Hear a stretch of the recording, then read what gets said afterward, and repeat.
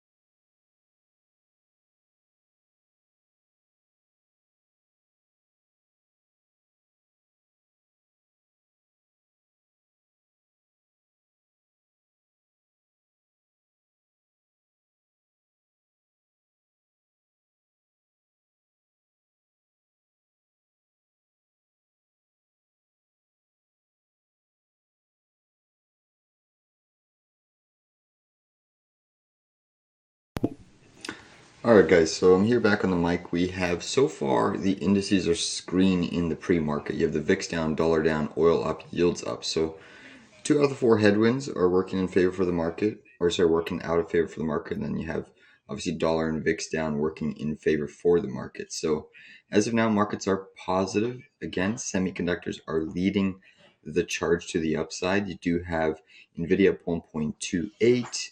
You have Apple lagging again, the market down 0.66%. So continuous breaking down in price action of Apple. You have AMD up another 3.1. You have Microsoft actually negative in the pre-market, down by 0.5%. Tesla also down 0.5%. Bitcoin up 2, coin down in the pre-market, kind of a negative divergence between crypto stocks and Bitcoin yet again. Nat gas is down 1.23%. You have oil ripping today up 1.56%. Take a look at this WTI crude. This is going to apply a lot of pressure to the overall market. We are trying to get above this neckline breakout right at the end of the week. So oil's certainly looking poised to try to break out of this zone. Remember, we did trigger that little hourly inverted head and shoulders, and it's trying to get above this breakout zone as we speak. So oil stocks at the moment are looking very, very strong, indeed looking like they want to continue higher. We're still holding our AMD short from yesterday. Obviously, that's gone against us a little bit more, but I am set to double my position. I'm just going to see if we get what's happening around that, where the AGI is taking over, so we'll see if that is a successful lawsuit with Elon Musk regarding Sam Altman's OpenAI. That could put a lot of pressure on Microsoft. They could lose their licensing now. Obviously, it's a long way until that decision, but remember, investors are always forward looking, so that could definitely hurt Microsoft if the lawsuit is in favor of Elon Musk. If it isn't, then obviously we could see Microsoft continuing to push higher here.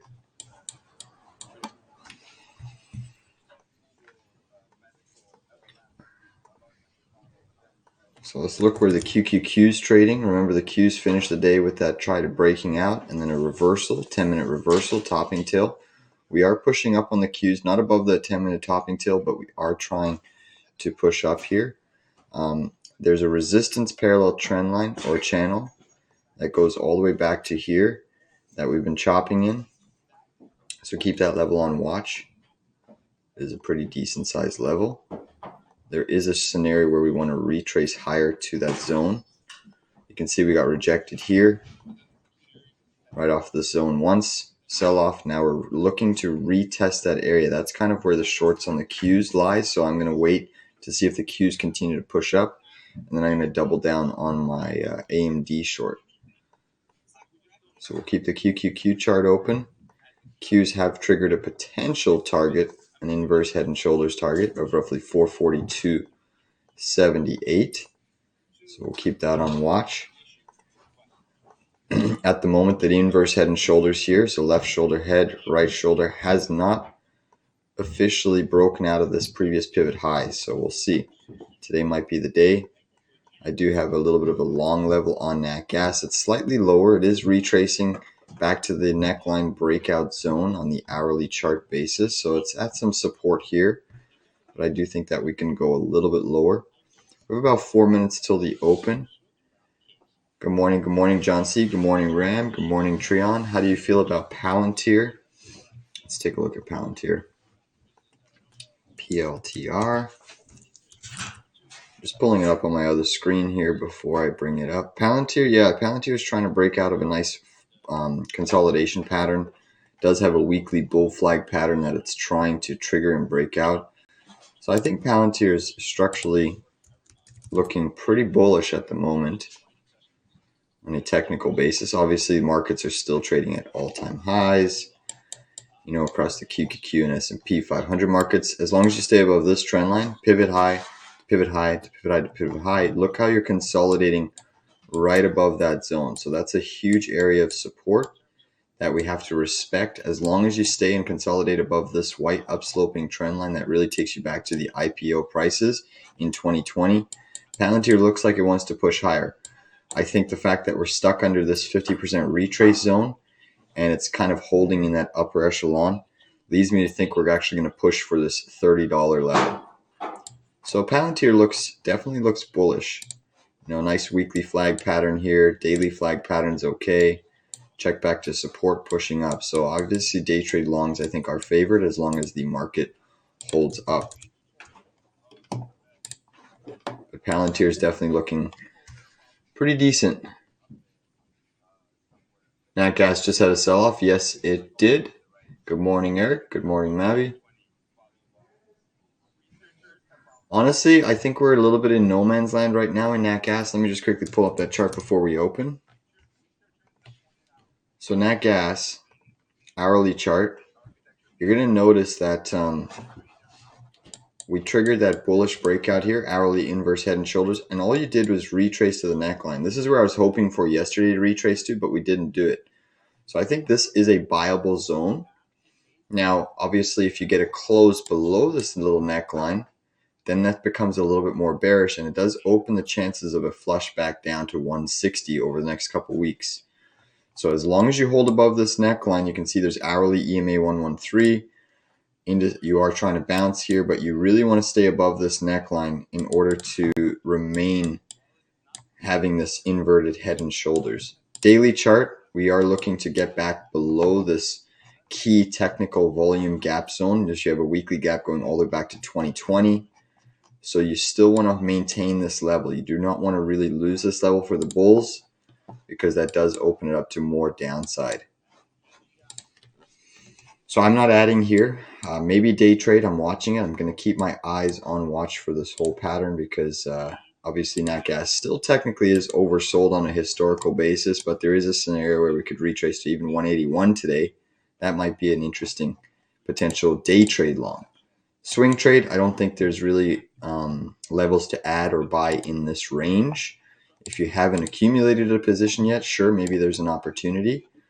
But I think that we have to just wait for a little bit of a more signals from nat gas. Do we retrace a little bit lower? Do we close above or below that neckline today? I'm full disclosure, I am long already nat gas with my members. With Apple rejecting 180, do you see a tech sell-off? I don't think we're going to see a tech sell-off until semis and Bitcoin break down. I think semis are still showing strength because of the crypto market. All right, markets are open, guys. Markets are open.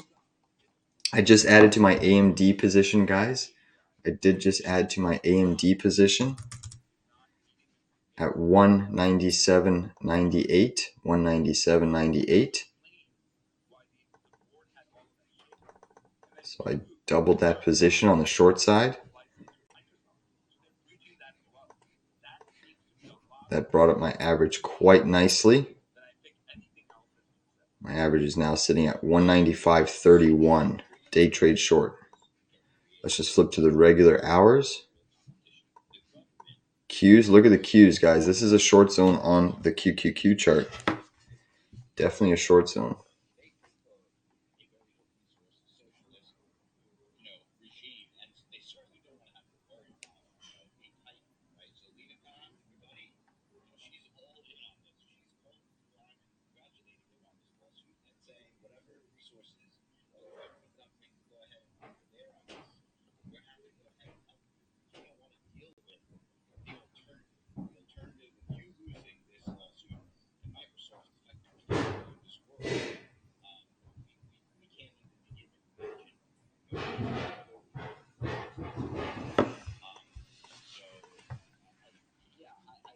All right, so we are seeing the indices starting to come in a little bit.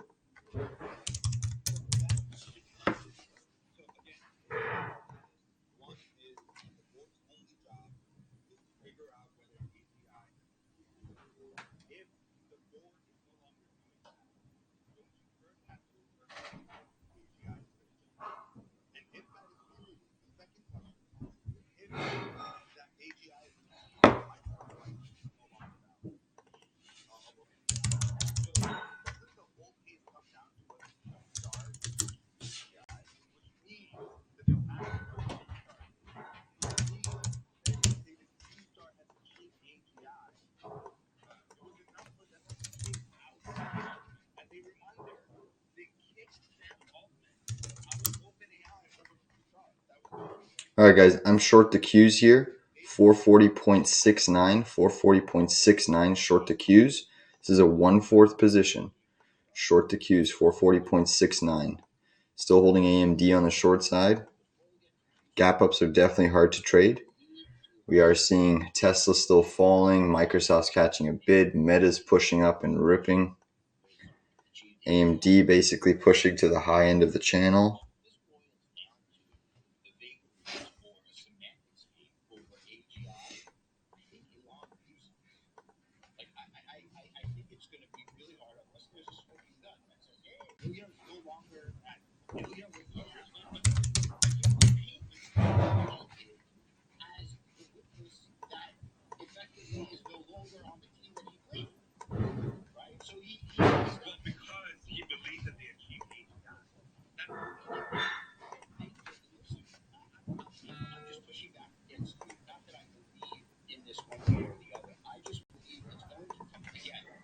AMD is continuing to push.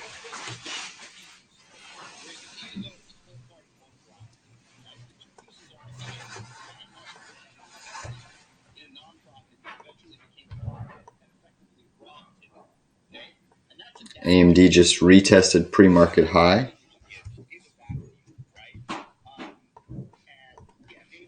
The short I took was 197.98. 197.98. So it's brought my average up to 195.31.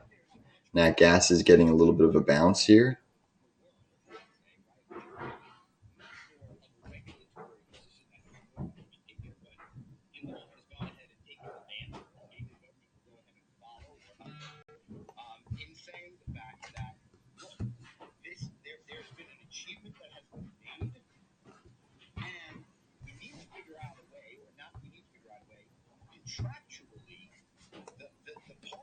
Do have Bitcoin under some pressure this morning.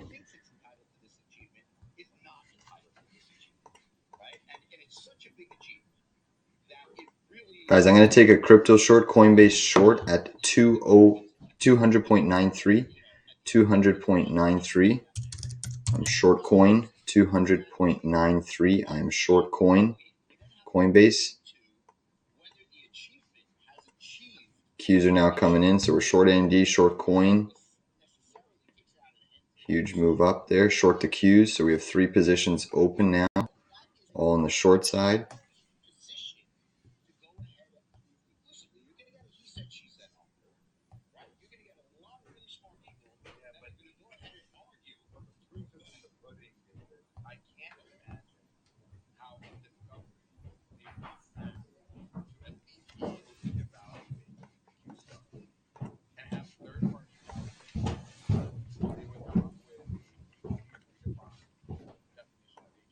Nat gas is getting a little bit of a bounce.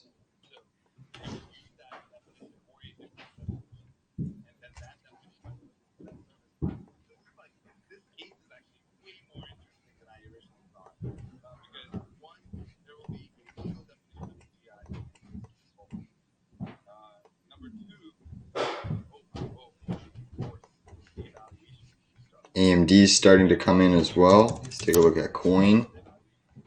So we're short coin at this 200.93 zone. Bitcoin's still seeing a little bit of sell side pressure. It's only up 1.5% now, so it has pulled in from the highs.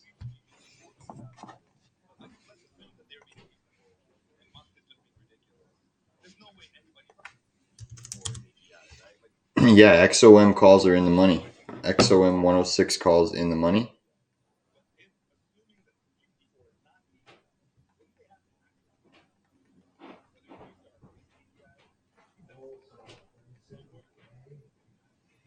We just actually took some profits with members on our 106 calls, XOM. And oil's still at the precipice of just breaking out. So, I mean, there's still potentially a lot of upside in these oil names, these oil stocks. So, you know, that 105 call by RAM, I remember that. We took, our members had 106 calls. So, beautiful, beautiful trade. Beautiful, beautiful trade. That's up to you, Navi. Do you have a long-term time frame or do you have a short-term time frame? Are you in it for a swing trade basis, day trade basis? You know, I'm holding a UNG position, so even if it goes lower, I don't mind. Look at this Coinbase short, guys. We are now in the money. I'm going to put a in the money stop loss here on coin at $200. At $200, guys. Protect that coin trade. And sorry, I'll answer your trade questions once we settle into this market. There's just a lot of volatility, so I'm just focusing on some of the day trades that I'm in right now. But I will get to your questions, guys. We are just seeing a lot of wild price action. A lot of wild price action. So just give me a moment while we manage all these positions. There's a lot of things on the go at the moment that we have to. Bigger sell-off in Bitcoin, guys. Look at that Coinbase sell. That's beautiful, beautiful. So we're in the money on our QQQ short. We're in the money on our coin short. And we're just waiting on AMD. I do think AMD will fill the gap down below. I really do think they will fill the gap down below.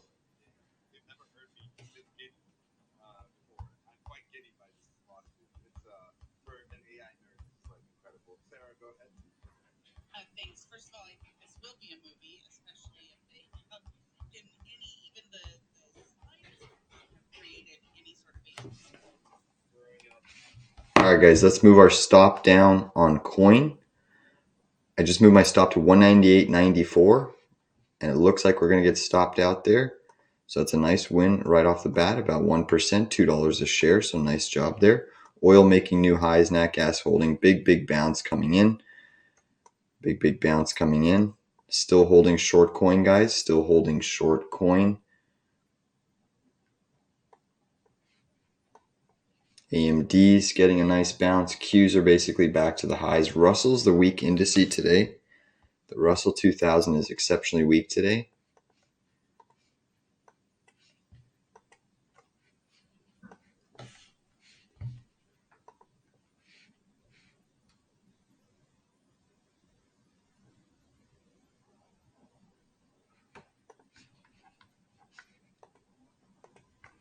Still holding short coin, guys. Short AMD and short the Qs.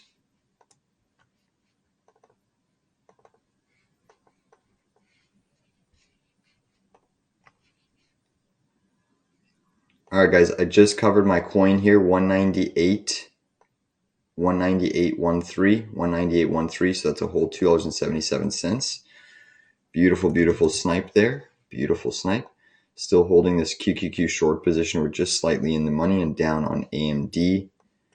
High risk lotto play on the long side, guys. A high risk lotto play on the long side is this Fisker. I think we could get a snapback at some point. It's getting extremely oversold. Super risky here. But I like this 40-cent level. This is a high risk play. Just lighten up your share size. I'm going to pick up some shares here. I'll let you know when I get filled. I'm just watching this chart. Just want to see the pre-market. This is obviously bleeding on earnings, so your pre-market lows all the way here. Now we're bleeding, we're bleeding, we're bleeding.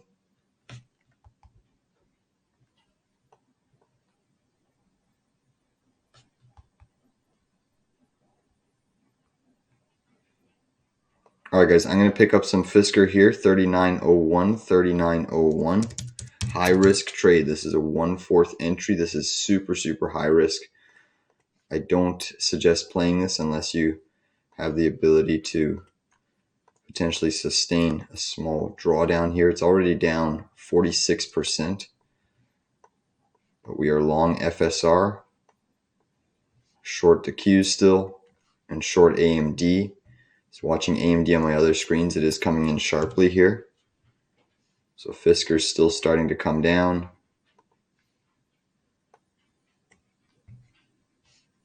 Next ad level on Fisker is really at this 36.30 zone. Money we banked today on that, so nice job. Really like that.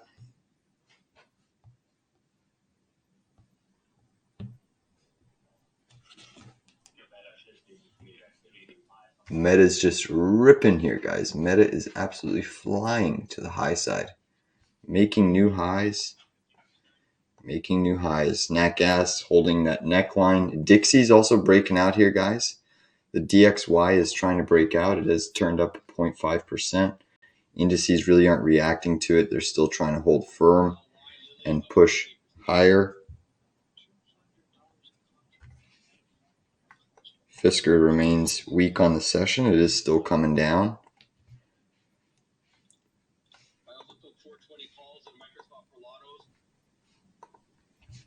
Microsoft's just absolutely flying here. Ripping.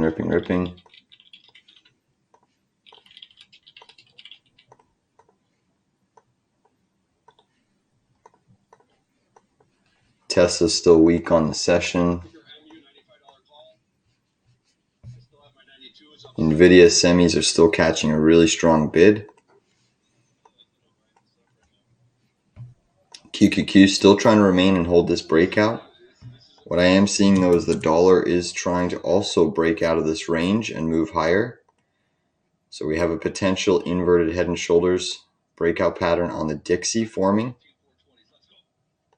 We'll see if it can actually break out here. But this could indicate a really decent sized move in the Dixie. We'll see if it holds up. Communication stocks really strong today on the back of Meta just flying. I do think Meta is into some resistance here, so it should see a little bit of give it back. All right, Fisker's starting to catch a small bid, guys. Fisker is trying to catch a small bid off this zone. We'll see how high it can actually start to push. But a massive gap down on FSR. Your pre-market low was at this 42 cents. We are long at this 39 cent level. Just a starter position. Still short the Q, short AMD. Right now, you still have the dollar trying to push up. VIX is down. S&P Qs are all positive. The Russell's negative. Tesla down 1.3. Bitcoin up 1.2. Coin down 2. Nat Gas down 0.5%. Meta up 1.7. Google down 0.5%. Amazon down 0.07. And oil absolutely ripping. Oil's absolutely ripping.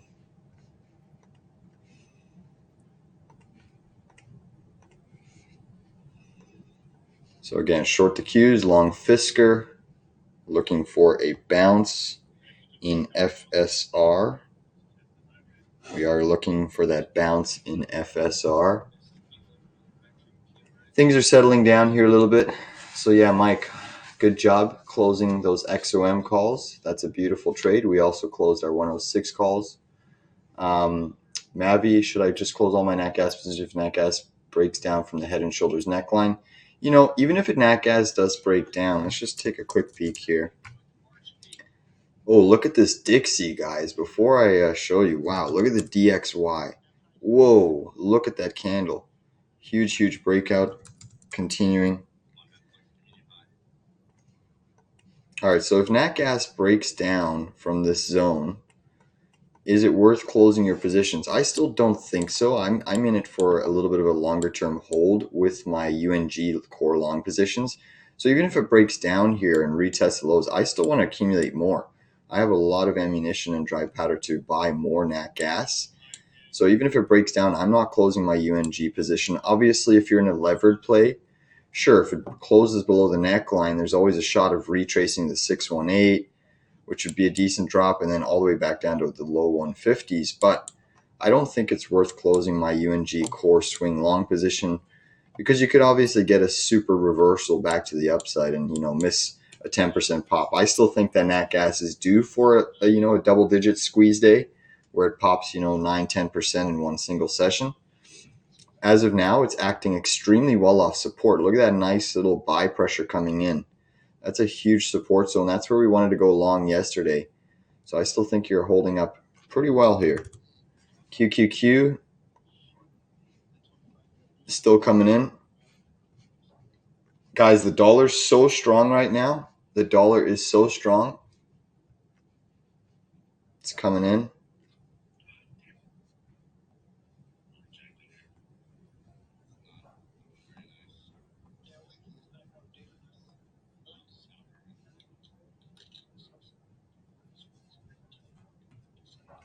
Tesla extremely weak on the session on the back of that Elon Musk lawsuit with OpenAI. It's funny to see Microsoft also negative slightly, but Tesla's definitely underperforming. All right, AMD is also starting to work out well here. So we've doubled that position on the short side. Remember AMD, we doubled it at that, sorry, let me just check my 197.98. We did double down at 197.98. So it's a fairly large size day trade. Kind of going against some rules here, just in the near term. But AMD is just super, super extended. And I do expect, look at this QQQ sell-off, guys. This is a thing of beauty. This is a thing of beauty. So again, let's see if our AMD shorts from yesterday. Remember, we had a stellar day yesterday. AMD was the one powerhouse stock that just could not break down. So we are still short at 195.31. We doubled our short position from yesterday. Average is 195.31. So it's a fairly large size position on a day trade. Fairly large size position.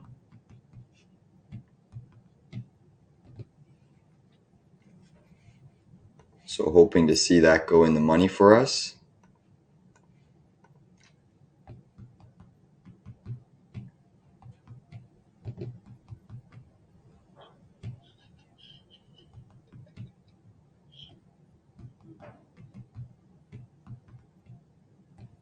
So I'm holding 500 shares short on AMD at the moment.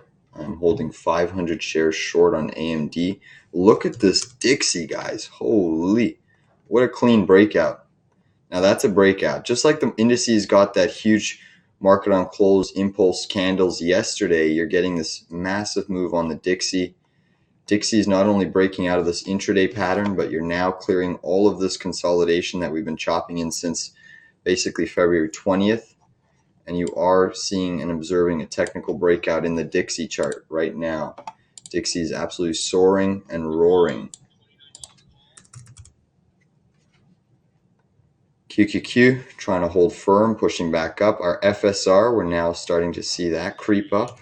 So take a look at FSR. Fisker, this is a high risk trade, just simply based off of a 10% rule where the stock is down, 47% at the lows. You could see at least a 4.7% rally off of the lows, which would take us right into this 39-cent level. But based off of what I saw initially intraday in the pre-market, this was a 10% bounce from this high to low zone here. So, I mean, if you take that high to that low, that was around a 14% bounce in the pre-market. So I'm expecting something similar off of this low of day. If we get a 14% bounce like we did in the pre-market, it takes us basically back to this 43.24 zone. So we're nicely in the money right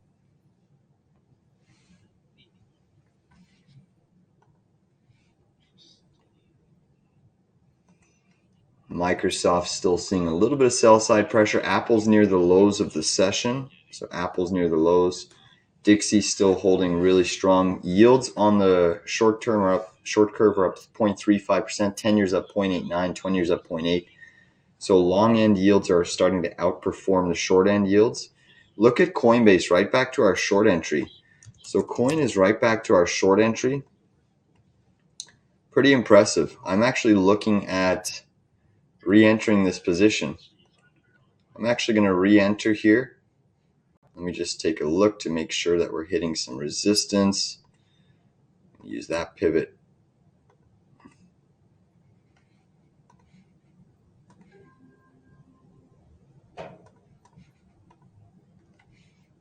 Yeah, if coin pushes all the way back up to this 204.48 zone, I do like it as a short again. So we'll keep that on watch. Keep that on watch. It is technically into some good resistance right now. It's where we made money on the first trade. Right now, you do have a lot of sectors red. You only have 1, 2, 3, 4, 5 sectors green. The majority of the sectors are red. Both Dow components are red. If broker dealers positive, take a look at AMD now. AMD is starting to work out extremely well, guys. AMD is starting to work out extremely well. We're basically almost in the money on AMD after that nice sell-off. So that's what we want to see, right? That's what we want to see. We've just been patient with AMD. Just been extremely patient. I do think that AMD could come down and fill this technical gap, believe it or not. You know, you're approaching that first Fibonacci retrace zone, but a fall from here would put AMD down another 1.8%. Certainly not out of the realm of possibilities when you factor in how strong the dollar is today. Oil taking a breather. Meta is still pumping to the high side. Apple curling down. Microsoft curling down. Still more red starting to appear on the screen, guys, but semiconductors still remain resilient here. We are still seeing semis push up, but your two largest companies are negative on the session. So NVIDIA is eating everyone's lunch today. Semis are eating everyone's lunch. SMCI almost back to that 900 zone. Let's see SMCI. SMCI.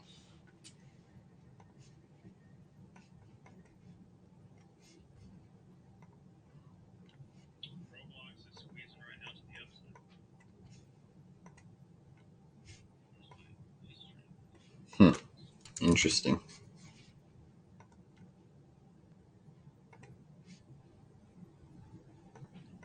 So big bounce on AMD, continuing to show resiliency in the name.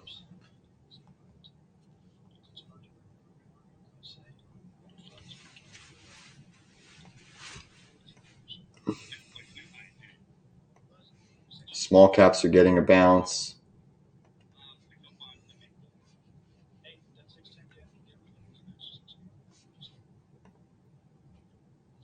Yes, I'm short on AMD.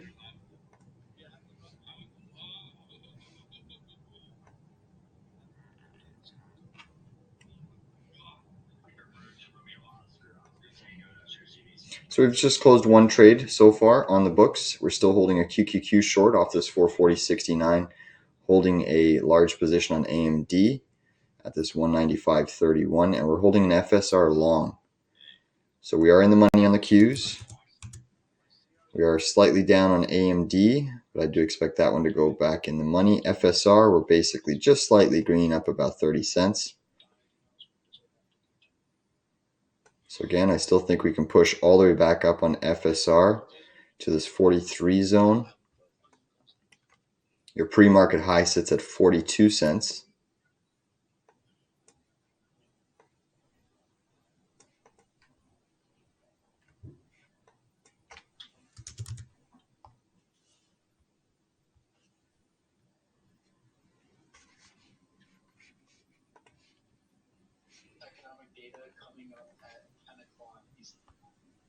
We do have some data coming out soon. Some economic data.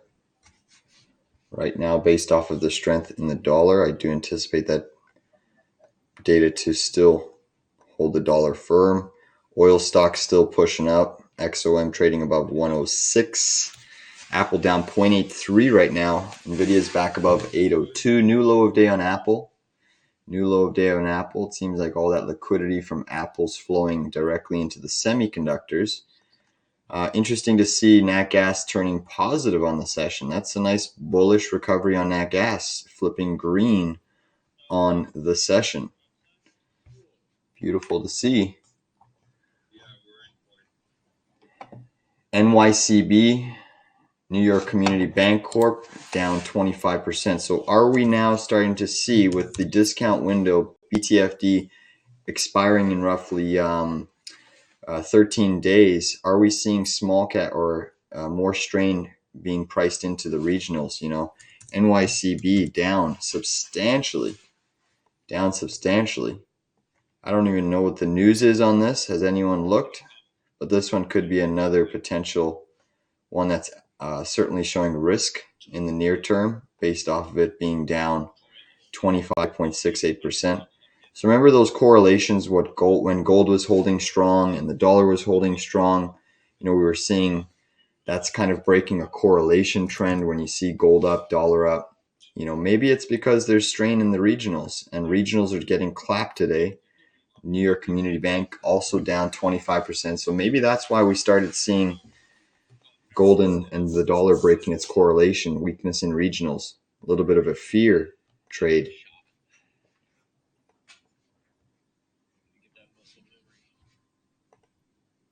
Consumer sentiment in 5, yep. Consumer sentiment, definitely market moving.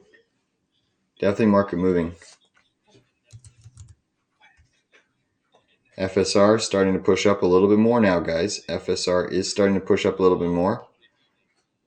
I'm going to put a break-even stop on FSR, just protecting that trade, break-even.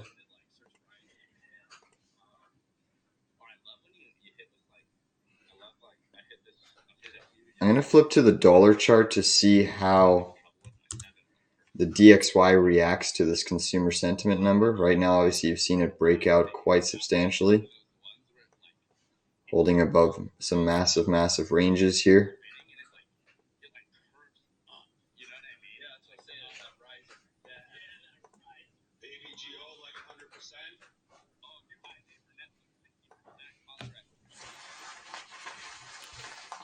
Apple still at the lows, continuing to grind here. Microsoft coming in.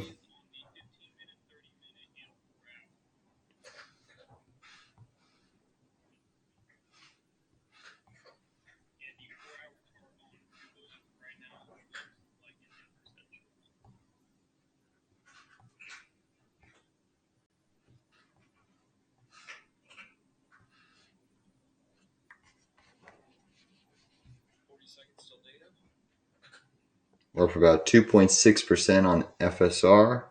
Still waiting on AMD. Still holding a QQQ short.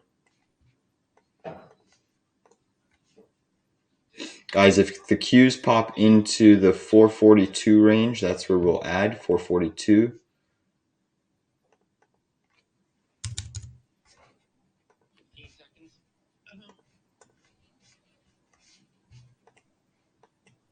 All right, big drop on the dollar causes a pump in the market. Massive drop on the dollar. Look at that. Whoa. So get ready for 442. Look at that drop on the DXY. What an absolute magnificent candle down.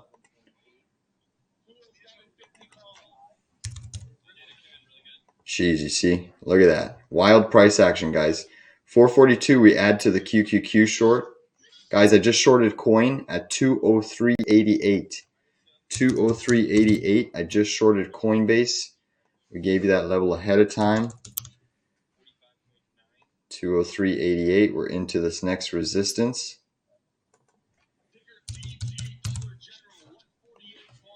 203.88. That's just a starter position on the coin short again. We're just simply retesting this previous little resistance zone. Dollar's still weak on the session, so we'll see how these stocks should push higher, But if they don't, that's a little bit of a character change. The dollar just had a magnificent drop. We saw the initial spike up in the indices, and now we could be seeing some material weakness creep in.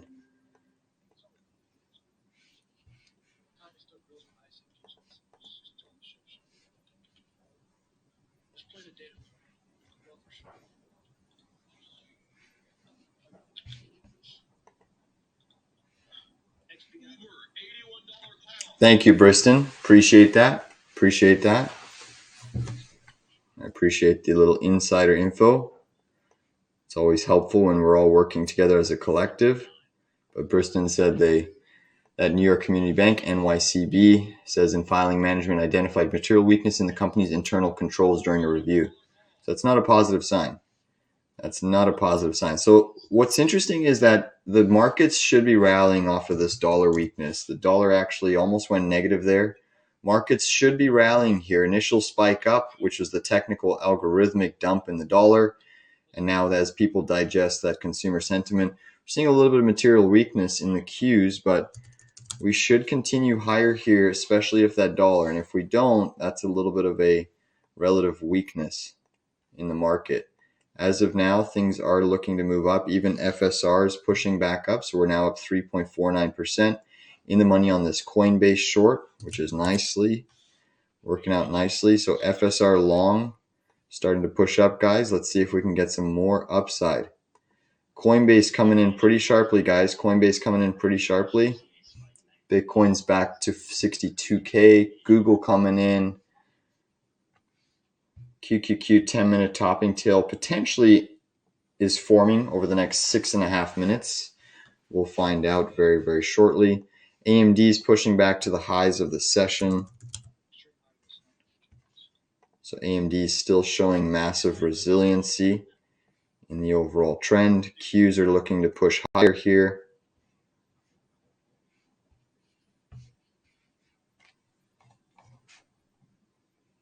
Dell is up 25%. Massive move on Dell.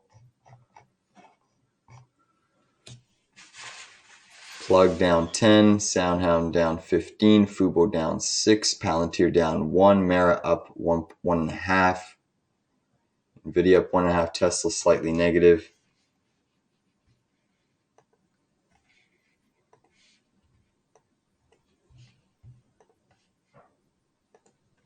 So still a lot of volatility as investors try to dissect these numbers, the consumer numbers.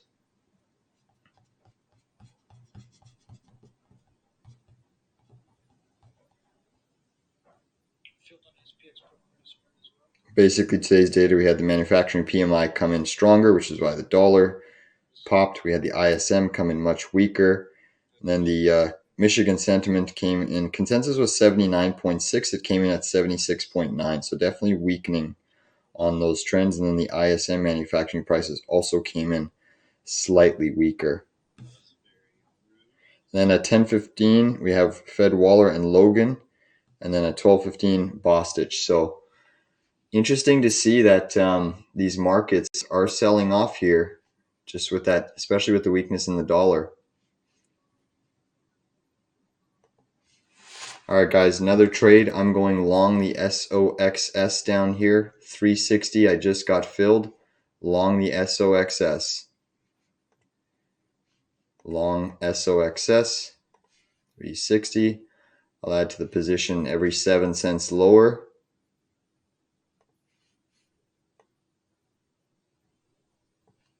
We are long SOXS. See how that coin is doing. Coin's still trying here. FSR is still trying to push up. Good to see. AMD still pushing. That gas still holding its positive gains.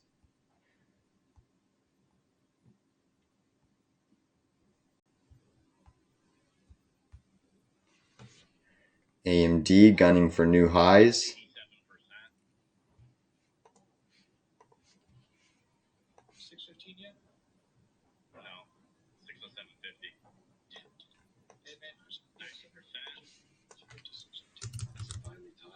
A lot of distribution happening in this range. Guys, FSR We're up nicely on FSR, up above 4%. So start protecting the trade. I think it's prudent to start putting in the money stops. I'm going to put one just slightly above our entry at this 39.38 zone. So look at this move on FSR. It's still trying to squeeze higher here.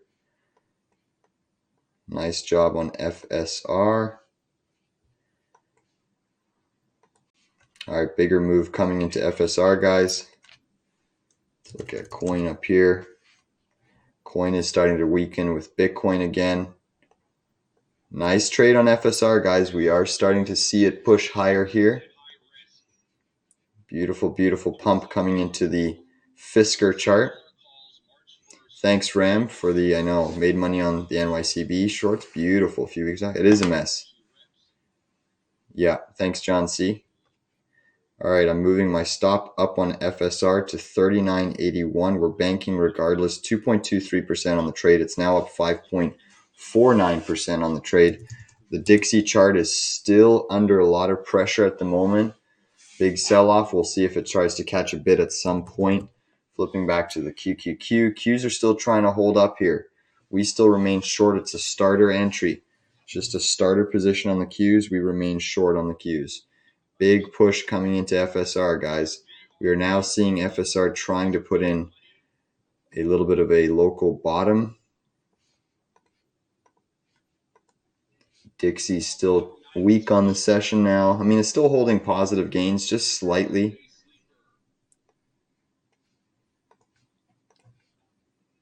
Big move up on FSR, guys. We're now up 7.9%. 7.9%, guys. I'm adjusting my stop loss. 40.62 stop has been adjusted on FSR.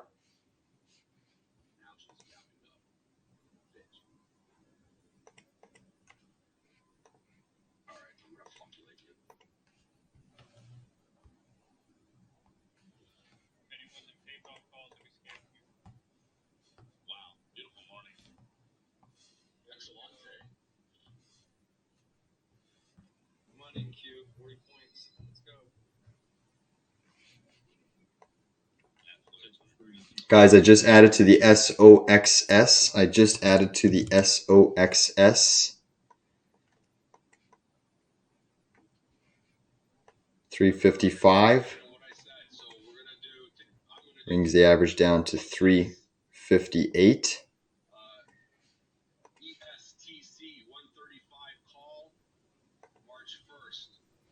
Next ad is 349. 342. Qs are still pushing. 442 is my next ad on the Qs. 442 is my next ad on the Qs. FSR still just above our stop, but seeing a little bit of sell side pressure. Coinbase, we still remain short on coin. AMD's pushing up on us.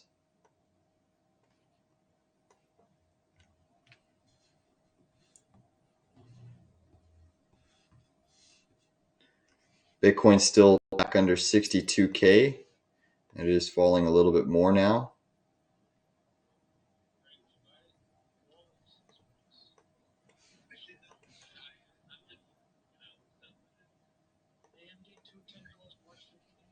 QQQ tapped that 442 zone. I just got filled at 442 on the QQQ. That's our second entry on the short side. Brings our average up to 441.38. 441.38.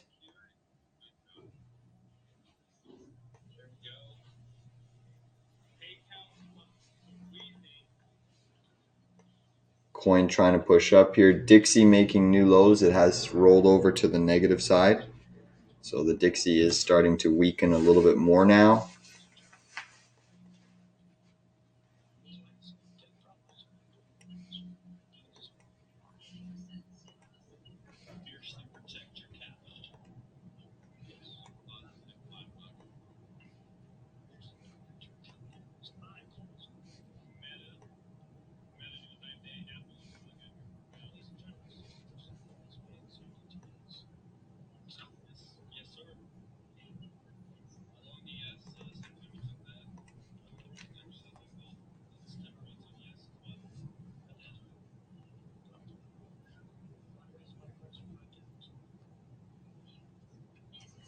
Potential 10-minute topping tail off that 442 level on the Qs. Take a look at that. The Qs are still really, really strong. Next add level is going to be at this 442.76 on the Qs. That would be your upside measured move of the inverted head and shoulders pattern. So 442.76 is your measured move upside.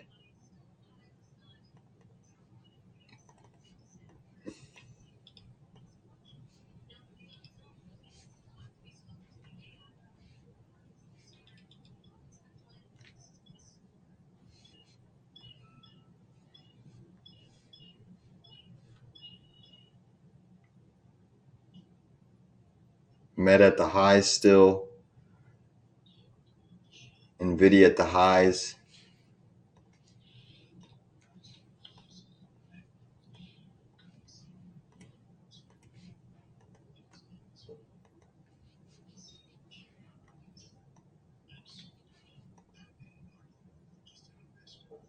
FSR 33% in the money, light position. Nice job, Ram. Nice job. Yeah, this one could have a huge, it looks like there's almost a capitulation bottom. The stock kind of reminds me when Carvana went into the pennies, and now look where Carvana is. Obviously, two different business models. Fisker's losing a whole host of money on every single sale of the vehicle, still much, much more speculative versus Carvana in the used car market. But I do think that this one could have a shot of retesting the $1 level, which would be more than a double from here. Obviously, I don't recommend anyone putting huge amounts of capital into FSR. It definitely could be a dud of a company. Could be a takeover. It could be a take under. There's many different ways to spin it. But yeah, I think for a trade setup, we can definitely see, double-digit bounce off of these levels. Because even going into this gap down, it was getting extremely oversold. So I think it's certainly an interesting trade. NVIDIA tapping resistance right now. So there is some strong resistance on NVIDIA into this zone. FSR just stopped me out, guys. FSR just stopped me out for a nice little gain. So we made on that trade 4%, just over 4%, 4.2%. So nice job on that trade, guys. Nice job on that trade. Look at AMD. AMD is still squeezing higher here. NVIDIA, the resistance that NVIDIA is into now, it's actually a little bit of a short zone. There's a previous inverted head and shoulders a head and shoulders neckline that you can see on the chart. If you carry it forward, you go through this low pivot, this breakdown zone. You're tapping that zone as we speak, which is technically a little bit of a short zone for the semis, but we have exposure in AMD, we have exposure in the SOX, and we have exposure in the Qs. So we'll just continue to man these positions at the moment. SOX is still coming down as we speak.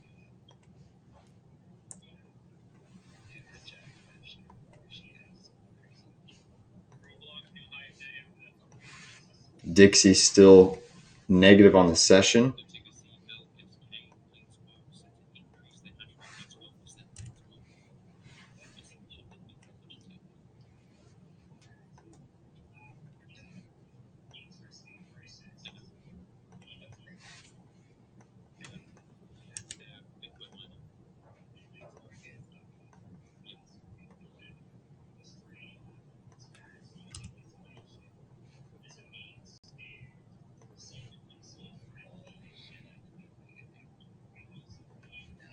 So we're still seeing the Qs pushing.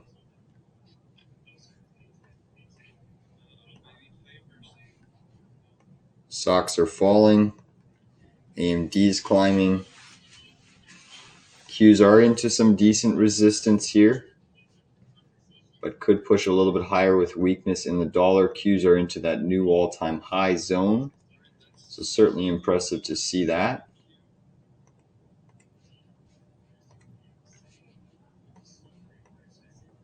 Russell's getting a really strong push, so small caps are starting to see a little bit of broad participation in this range.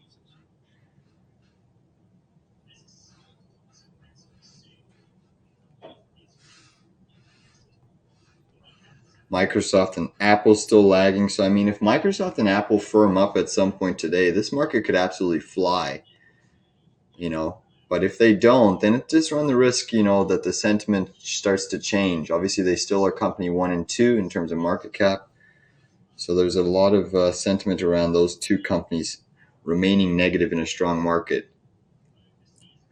As of now, the Qs and the semis are just doing all of the heavy lifting, but can they sustain the heavy lifting today? I am seeing Google starting to curl down as we speak.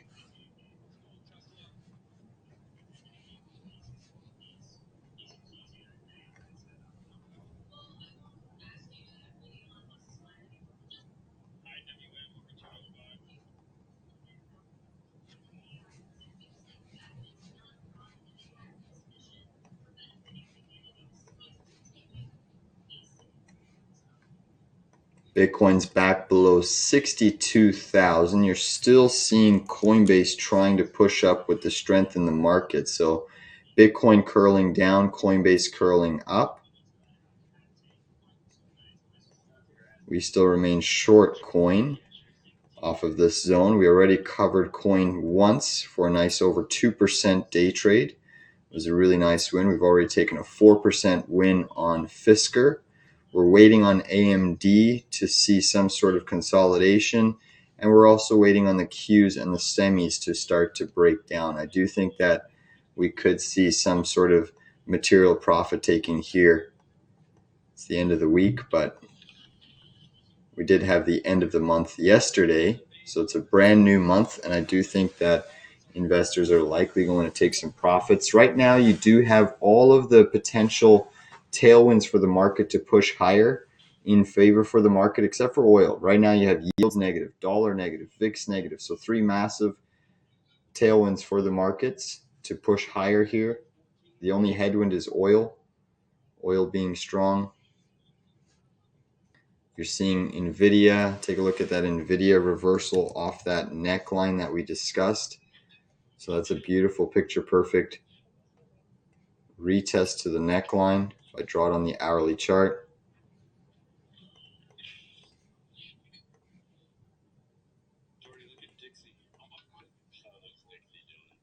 Take a look at that retest. Pivot to pivot through this breakdown zone, tapping that, putting in a little bit of a topping tail. We'll see how that candle ends. But that Dixie chart is just miraculous.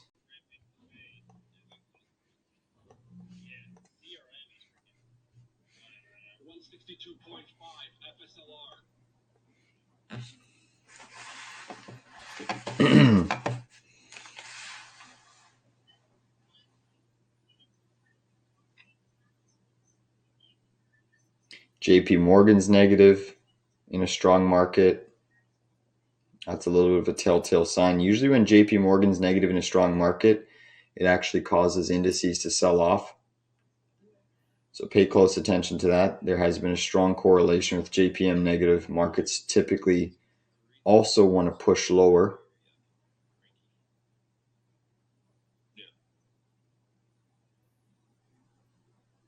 Just scrolling through my charts here to see if there's any other setups that I like. Of course, if anyone sees anything that they think is a good long or short setup, put it on my radar, and I'll look at the chart and see if I like the setup. A little bit more sectors have turned green off of that dollar pullback, but still have weakness in financials. Both Dow components, staples, utilities, and consumer discretionary. Healthcare, real estate, tech, industrials, energy, communications, and materials are all strong. What do you think of Apple? You know, Apple's diverging from the market. It's just super, super weak. You've had a technical breakdown on Apple. Now there should be some support on Apple. Let me take a look at the daily chart here. But Apple keeps breaking down in strong markets. So that's not a good sign, because if the market has a weak day at some point, which we really haven't had, what happens? Apple's breaking this multi-year trend line going all the way back to January 2023. You've triggered a head and shoulders as of today's close. So not looking positive for Apple. I could see a 160, 186 target. Now, obviously, there's going to be support before that, but Apple breaking down is not a healthy sign for the overall market. Definitely underperforming things in a really, really big way. Dell and Intel analysis, please, especially for a swing trade. Let's take a look at Dell. Dell is obviously up on the session, gapping up on earnings. Really strong gap up.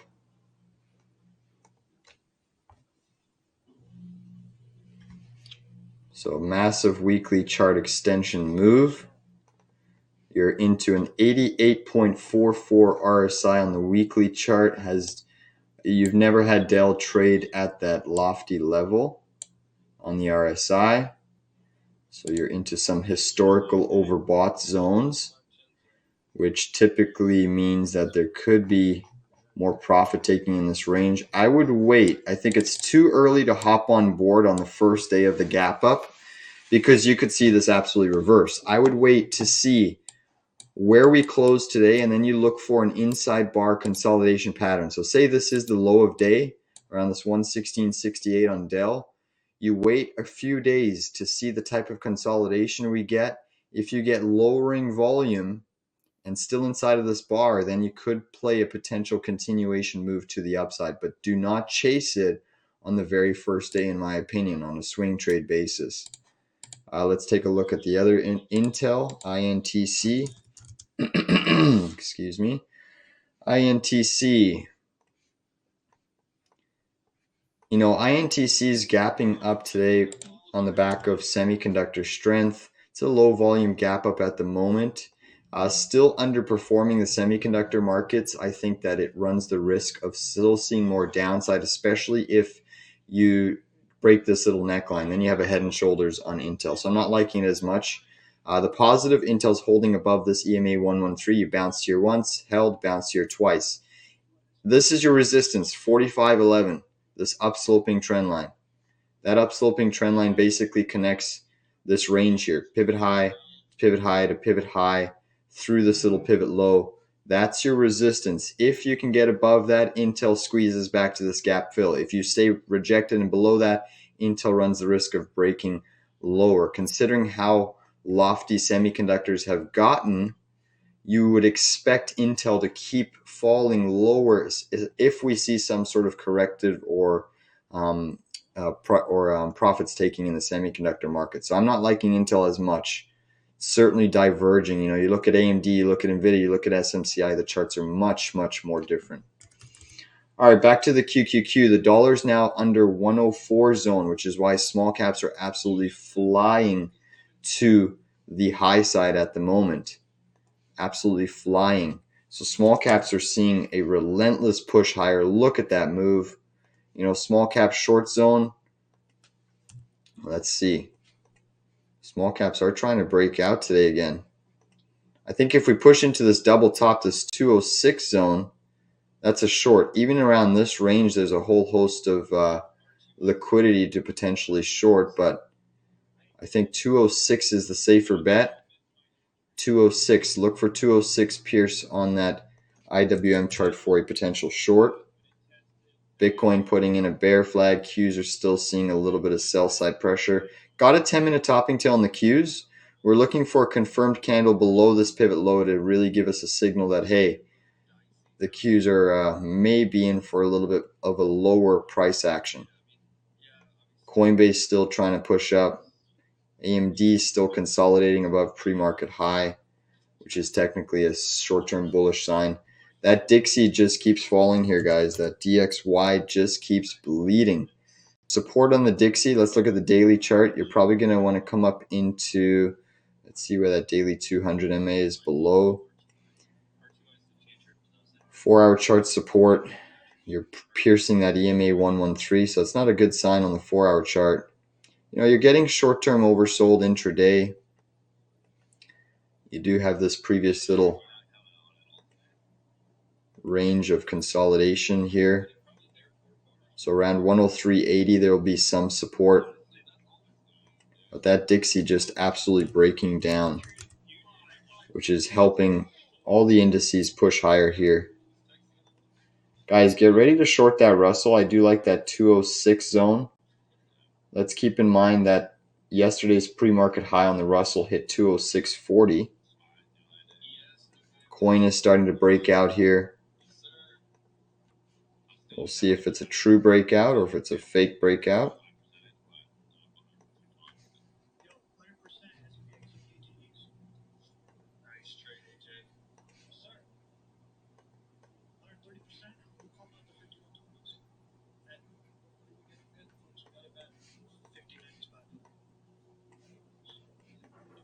Next ad level on coin is at this 205.70. That's where I'll add. We're breaking above this little range.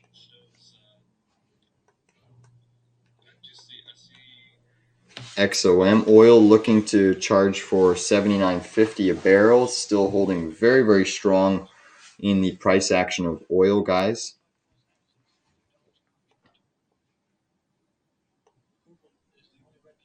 Next ad level on the SOX is at 348. 348 is the next ad level on the SOXS.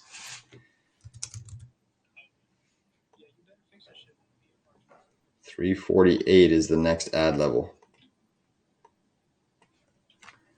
And if we look at AMD, that's still holding up pretty well. Notice you've tried breaking out of this channel twice now. Once here, secondary attempt here. So the more times you attempt and fail, it likely means you want to test the low end of the channel range.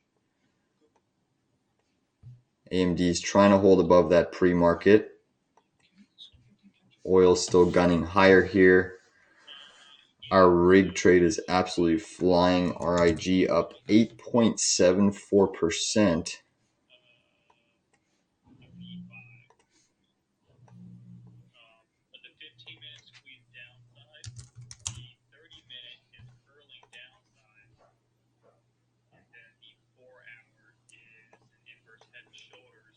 All right, coin trying to break out. It's actually diverging from Bitcoin at the moment. So I think just with the strength in the market, we are trying to see Bitcoin diverge. All right, dollar is now hitting its first area of support. This is its little bit of minor intermediate support. You have had 30 minutes of consecutive hard selling. You know, the dollar hit a high of 104.29, now trading at 103.91. What's interesting is even though the dollar is making lower lows, the Qs still haven't taken out its high. Same thing, the SPY is actually challenging its high. So a little bit more relative strength across the broader market as opposed to tech not really breaking out.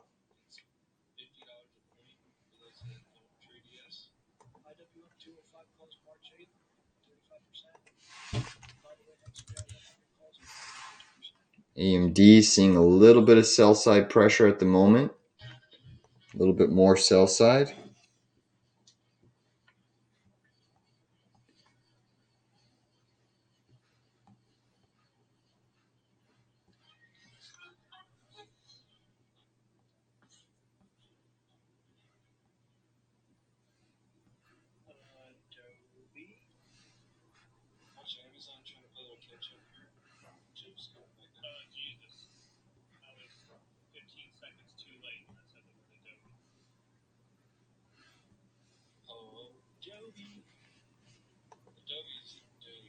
So we're still short Q, still short AMD, long SOXS. We take profits on coin already. Once we've taken profits on Fisker. We took profits on XOM calls. And we're still now short coin again for the second time. We're going back to the cookie jar.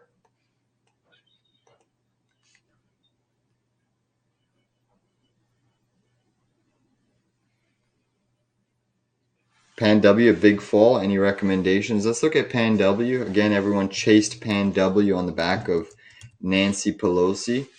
I can't remember what her calls were at. Were they $200 calls? Like, I can't recall. Does anyone remember what Nancy Pelosi bought at? But yeah, Pan W, big fall. Big fall down 3.3% right now. Qs are coming in as well. So again, it's naturally to expect that a stock, once it has a massive gap down of over 20%, to see more sell side pressure. That's typically what happens. You know, funds have to unload because it's broken a volatility range. Especially the quant funds. You know, the quant funds are in the market are run by different parameters and different sets of rules, right? They try to take emotion out of it. So they trade stocks. Once a stock breaches a vol range, it triggers them to actually have to adjust their position, trim their position, sometimes have to fully exit their position, whether they like the stock or not. Because I don't know when last Pan W broke or had a over 20% fall off of that earnings reaction. I'd have to go back on the charts. Another question here. John C. How do you determine ad levels, for example, SOX? He said next ad level at 348. Is that a percentage of your average cost? So basically, you know, in the pre-market, I identify my ranges ahead of time and I isolate my support and resistance. I do a couple standard deviation calculations and then I space out my position. So I usually divide my entries by 4. So say I'm investing 100,000 into a trade, I'll basically divide that by 4. So it's $25,000 lots that I enter in. And ahead of time, I've had my support and resistance on the actual trade based off of some standard deviation calculations that I have done ahead of time. So again, semis were going into this market were extremely oversold. Sorry, semiconductors overbought. The bear ETF was oversold. And now it's actually even more oversold intraday. It would not shock me to see the SOXS get back to this gap fill. It tends to have these moves intraday where it has big sell-offs, shakes people out, and then all of a sudden it has these reversals to the upside. Now, obviously, it's still weak on the session, but it is trying to firm up. You've seen AMD losing pre-market high. You're seeing the Qs really not putting in new highs compared to that initial spike. Hasn't really confirmed the true breakout. Take a look at coin, guys. Coinbase is starting to weaken here again, so we're back in the money on that trade. Remember, we already took a couple percent win on that name. XOM still surging. Oil looking for a new high of day. Yep, that's a new high of day on oil, guys. That's a new high of day on oil.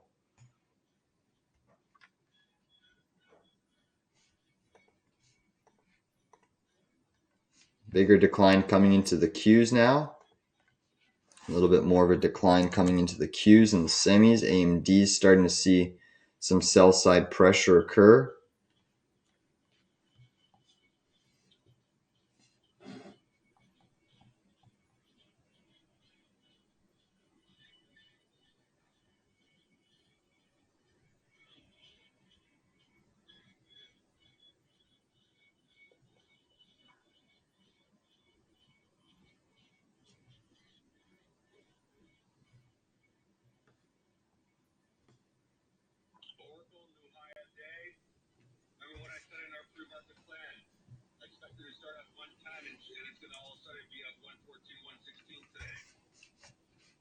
We are seeing Bitcoin slowly coming in a little bit more.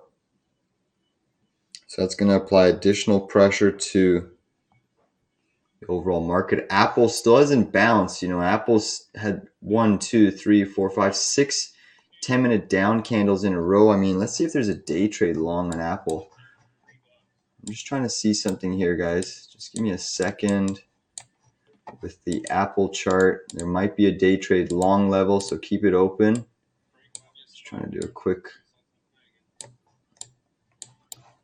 Yeah, I mean, so the Apple is hitting a really decent level here. Weekly chart.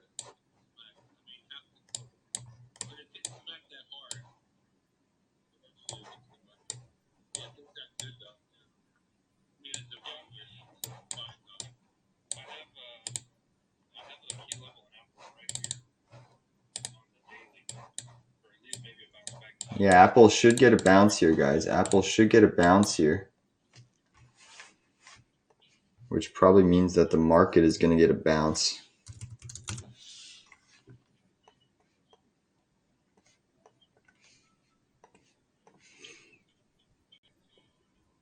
I think we make one more final push down on Apple, guys.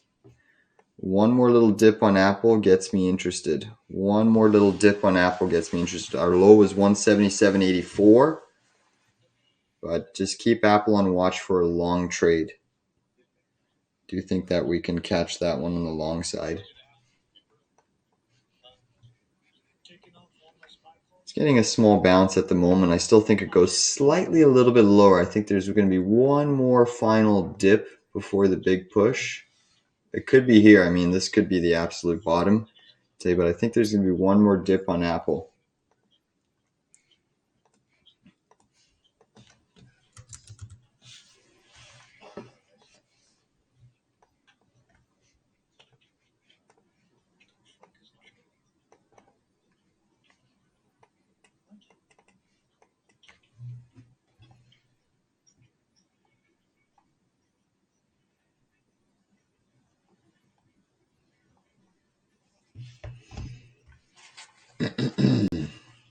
Still watching Apple. I'll let you know if I take a long trigger. Meta, Bitcoin making new intraday lows. So that's really helping our Coinbase short. We are up nicely on our Coinbase short. We're already up another $66.81% on the trade. You can see AMD's basically back to that double down zone where we entered. Now there's a chance that AMD bounces here, creates a little bit of a mini right shoulder. Then you'd have a head and shoulders pattern in effect. Let's look at the semiconductors. The bear ETF is trying to push up.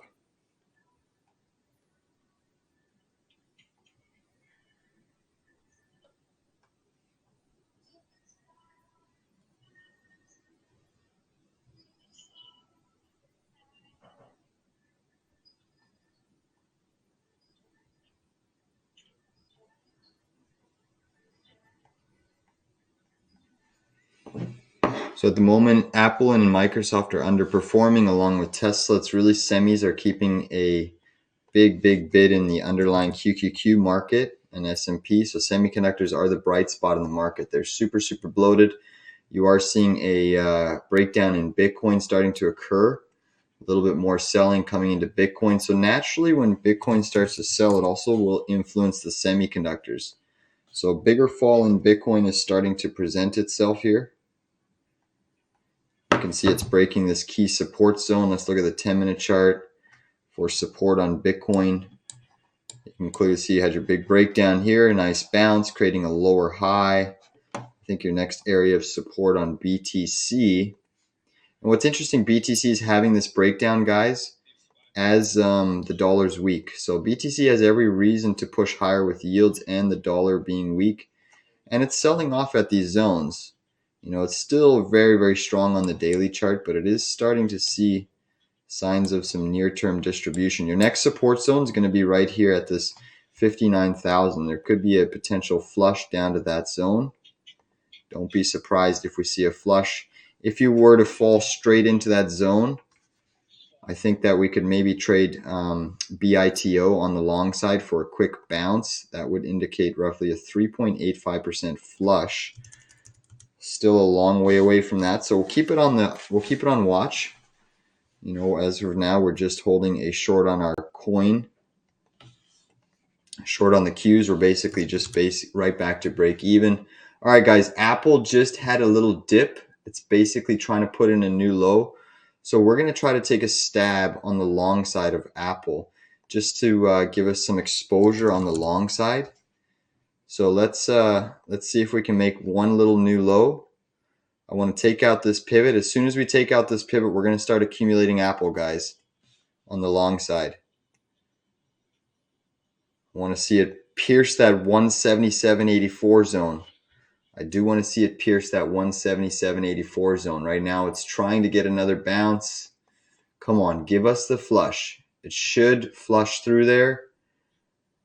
Should flush through there, guys. Come on, flush it.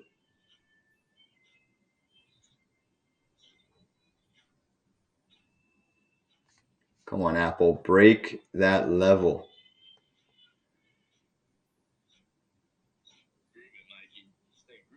Dollar's trying to catch a small bid. Dollar is trying to catch a small bid.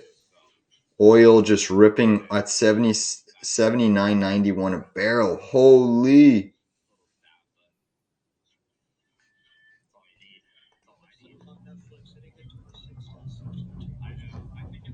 I think we can actually even trade XOM 107 0DT calls today. I think we could trade 107 0DT calls on XOM. That's a beautiful daily chart breakout above the 200 moving average. I think we could trade that. Guys, I'm going to pick up some 107 0DT calls on XOM. 107 0DT calls on XOM. Oil's just skyrocketing here.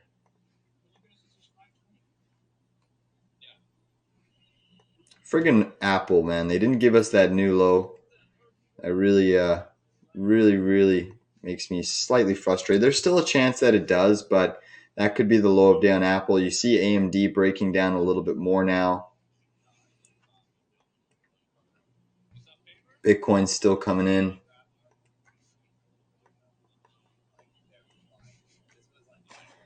Potential head and shoulders on the hourly chart of BTC. Huge bounce on Apple. Unfortunately, I'm a stickler for price, and I did not take that Apple trade. And look at that bounce that Apple got. Oh my God. Oh my goodness. What a bounce on Apple. Shit. That sucks. That's okay though. Can't kiss them all. Can't kiss them all. All right, so we're still holding a short on AMD, a short on Coin, a short on the Qs, and a long on SOXS, and now 107 0DT calls. Look at this oil price, guys. I mean, this is going to put a lot of pressure on the market. And now the inflation expectations, I mean, you have to go up. You absolutely have to go up. Look at this daily chart breakout on oil. You know, if you're not long some energy names, and if you don't think inflation's going up with oil now breaking out on the daily, almost at 80 a barrel, I don't know. Like, this is going to put pressure on the yield market, interest rates. It's going to have to allow the dollar to push up. But we cannot have inflation continuing its disinflationary trends if oil's pushing up. This is going to put a underlying bid in the inflation narrative. You know, that's a beautiful daily chart breakout if we hold. Obviously, there's still a lot of time in the daily session, but it's looking very strong. You know, you've got an hourly close in 15 minutes above this pivot, which would trigger the breakout. You've already got a 10, 20 minute, 2 confirmed 10-minute candles. So oil's still ripping here.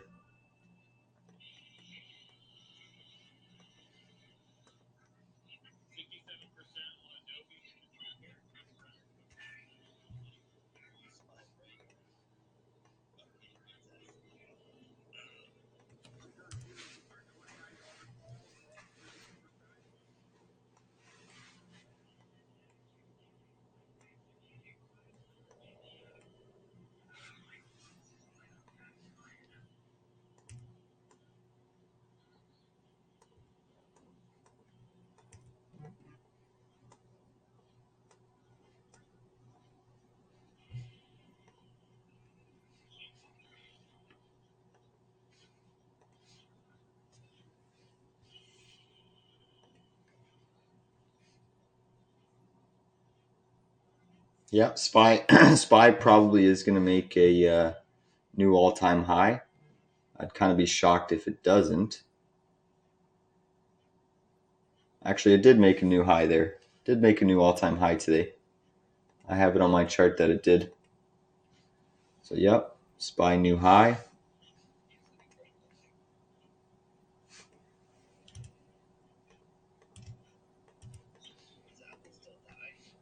Indices are still charging higher here.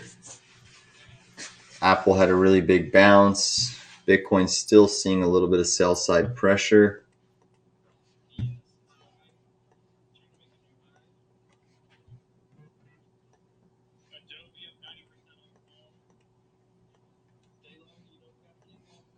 SPY still ripping, new high of day, new all-time high. QQQ kind of still lagging at the moment, just slightly lagging.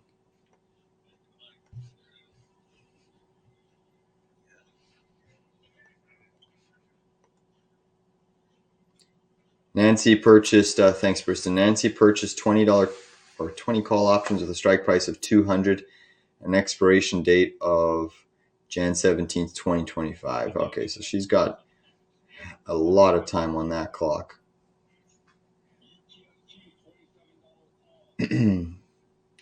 Apple 0DT, 180 0DTE. Yeah, that would be a move. That would be an astonishing move. I'd be a little shocked if we hit 180 on Apple today. I mean, stranger things have happened. But yeah, it could. I mean, it certainly could.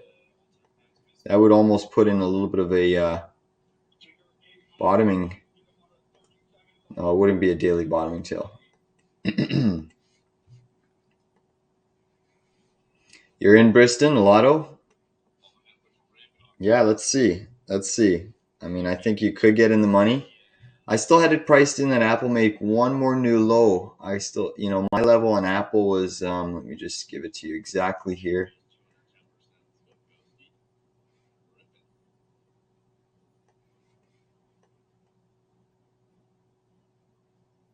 My level on Apple was 177.73. 177.73. That was my long level. I'm just being a little bit of a stickler. We're kind of splitting hairs at the moment, but my long level was just a little bit lower.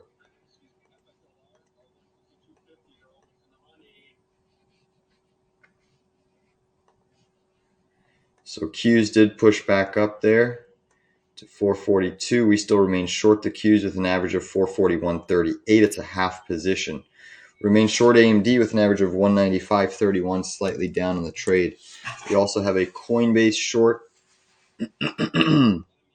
which is in the money. This one I do expect more downside as Bitcoin is looking heavy in this zone and appearing to sell off. So I still expect more downside.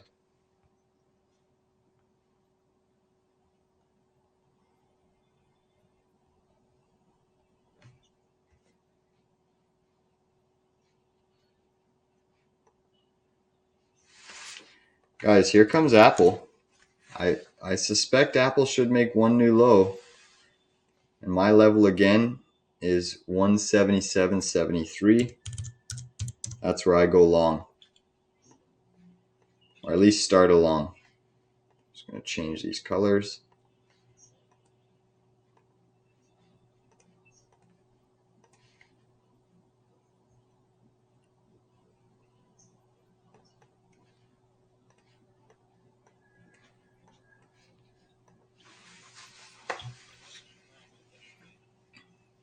Oil's still holding at the highs. Bitcoin's coming down. It seems to want to test 61,000.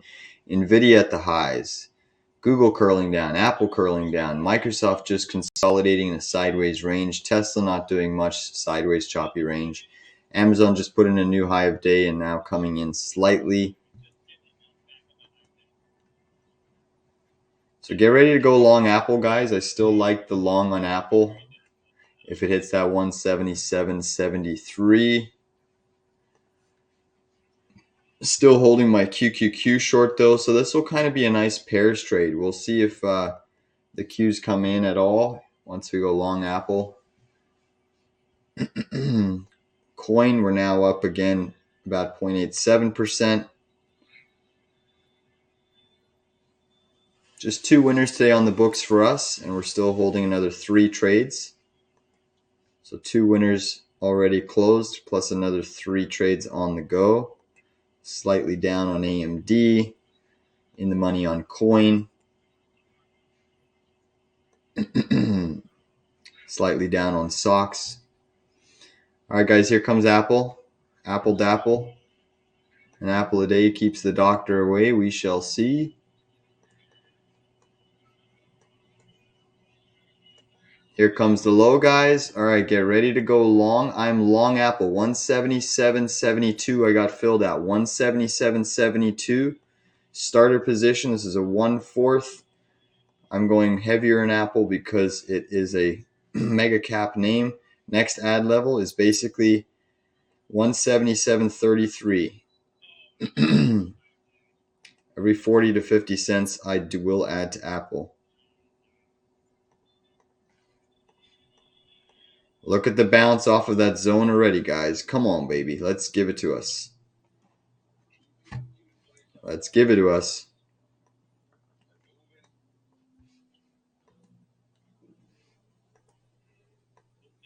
Guys, look at our coin trade as well. Look at our coin trade starting to print. This is the second time into the cookie jar for coin. We already took 2% earlier off of this decline. We are looking for more downside. Come on, coin. Take us to the promised land. I'm actually going to put an in-the-money stop on coin, guys. A stop is observed at 202.16. We are still falling here on coin. Bitcoin still testing 61,000. Let's see what's going on here. How's our Apple trade doing? Bouncing nicely off of that 177.72 zone where we're long. So beautiful, beautiful, beautiful. Look at this. Look at that bounce on Apple, guys. This is why we waited. This is why we waited. All right, I'm covering coin down here, guys. I just covered coin at 200.57.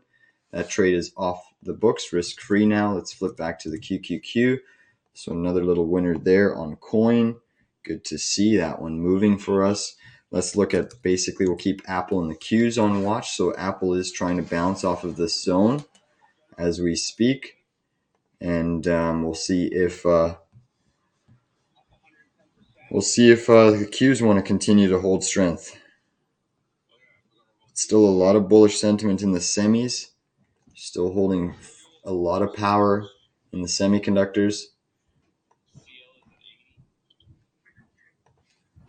Bitcoin's still coming in hot. EMB will cross 35 US today. So Enbridge Energy will cross 35. We shall see. I'll pull up ENB momentarily. So again, we're long Apple, still short the Qs, but kind of a pairs trade going on. Taking profits, already 3 winners today. Still holding another 3 trades. Sox, Qs, and Apple. 2 shorts, 1 long. 2 shorts, 1 long. Oh, this is the wrong EMB. EMB US. I always pull up the TSX because it's the first one. Yeah, this looks like it wants to break out today. And it makes sense, right? Oil, gas, strong. And what's interesting is utilities are actually weak, right? So this is a nice relative strength play. The XLU is actually down. Actually, I like this chart. I do like this chart.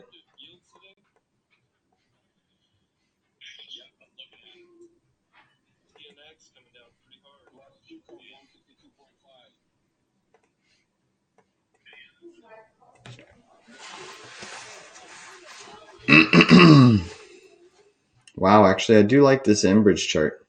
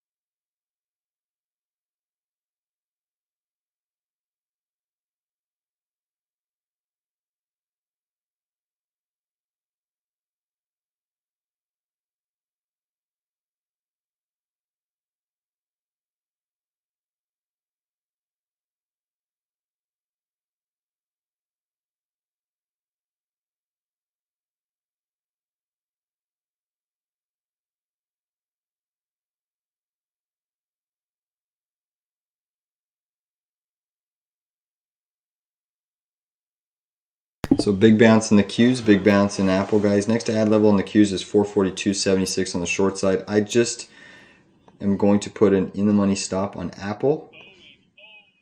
So I have a 178.10. Oh, sorry, 178.10 stop on Apple. 178.10 stop on Apple. Still holding an AMD short. AMD is actually coming in quite sharply now. Look at AMD, potential head and shoulders triggering on the intraday chart here. Let's look at Boeing. Boeing's got some news. Big dump on Boeing. Let's see if there's a day trade long level off of this zone. Really only at the gap fill I see support.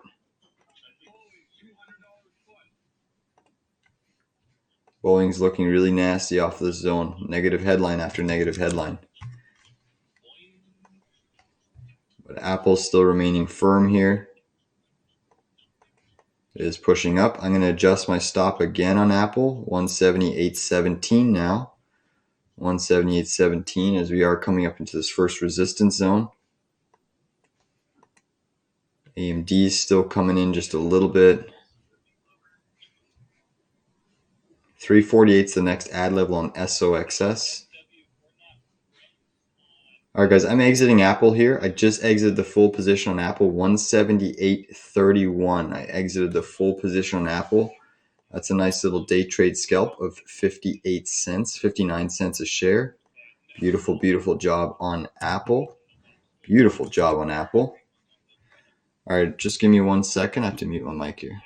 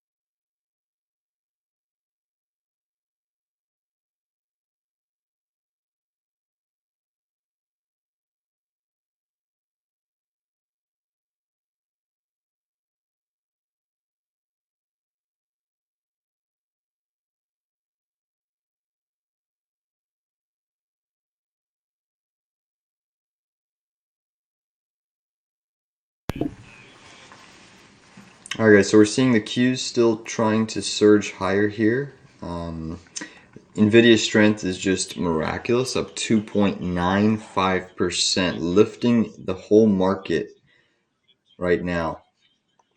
Apple, we took profits on our Apple. We have closed coin. We're still riding an SOXS short, and an AMD short. I just added to my SOXS at this next ad level there, 340. Final entry is going to be here at 342. Qs are actually coming up into the next short zone, which is this measured move 442 zone. That'll be our third entry on the short side of the Qs. So we're just slowly accumulating, waiting for some sort of a pullback to occur.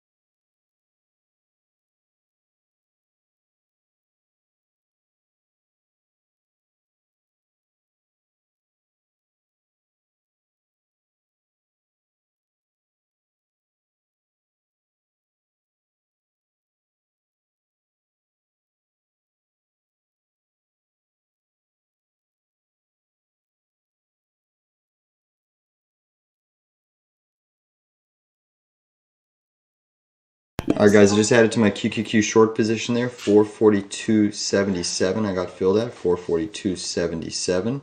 We are squeezing higher. 441.92 is my average.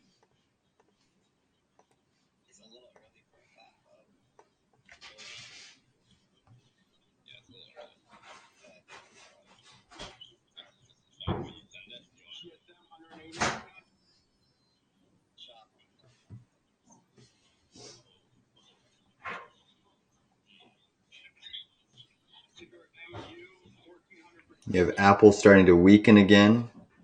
NVIDIA finally seeing some near-term distribution at the highs.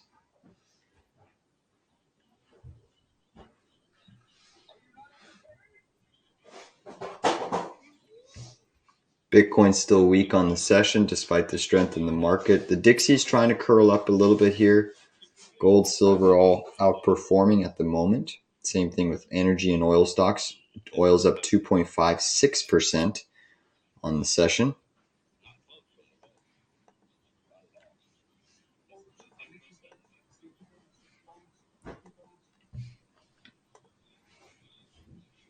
What's my view on nat gas? Well, I remain bullish.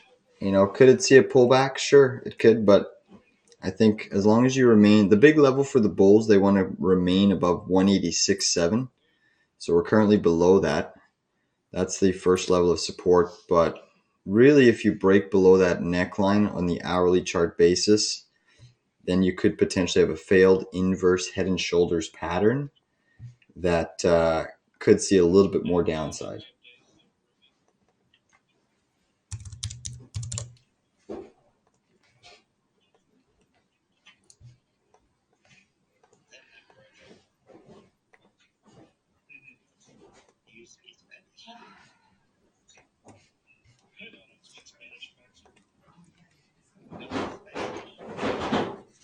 But I remain more bullish on nat gas. Medium and long term, definitely bullish.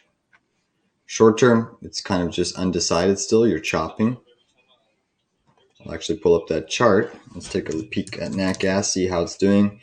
Remember, it was red today, and I do believe it's flipped back to the positive side. Actually, still down currently, about 0.5%, but you're just chopping in this range.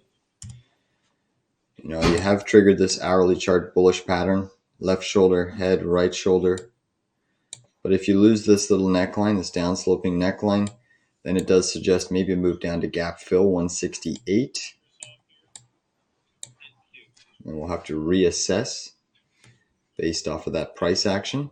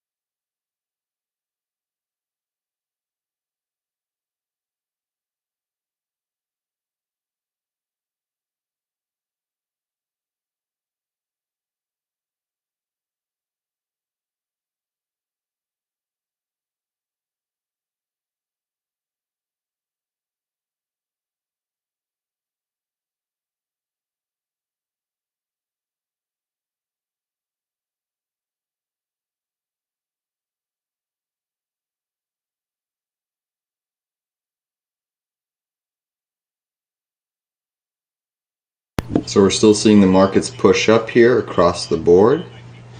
We are seeing the markets push up across the board. NVIDIA is just relentless, up now 3.22%. Looks like it's gunning for new highs on the session. It'd be pretty miraculous if it does hit that new high today. We shall see. NVIDIA's high sits around that 823, just below 824. So it's about eight bucks away from hitting a new high. QQQ, we have one final entry on the short side of the Qs is basically going to be, what was our last added? 442.77.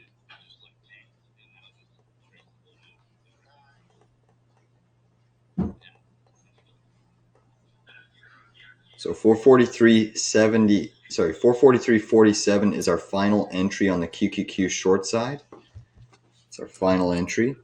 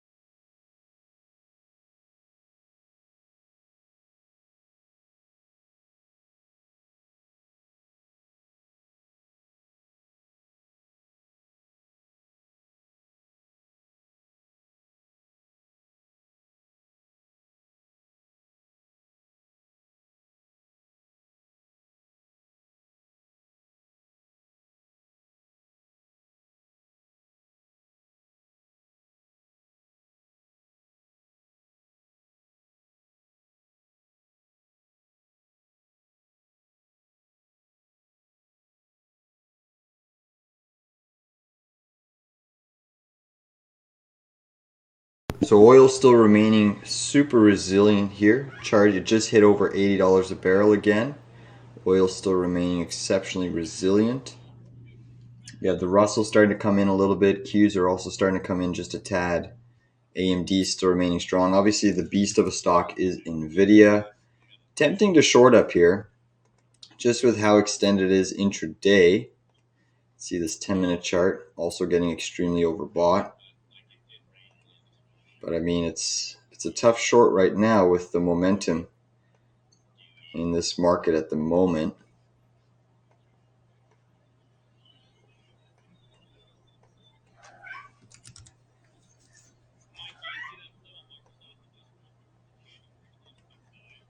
Apple coming in, Meta curling down now, Microsoft seeing a little distribution.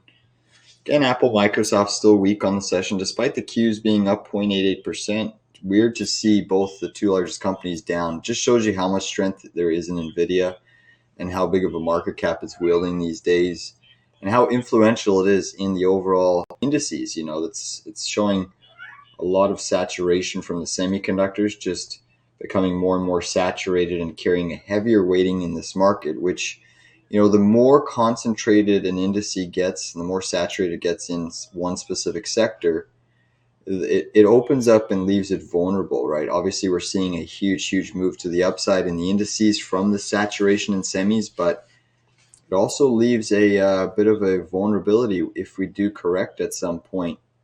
That's where things can definitely get hit very hard. I still see some sort of a pullback happening today.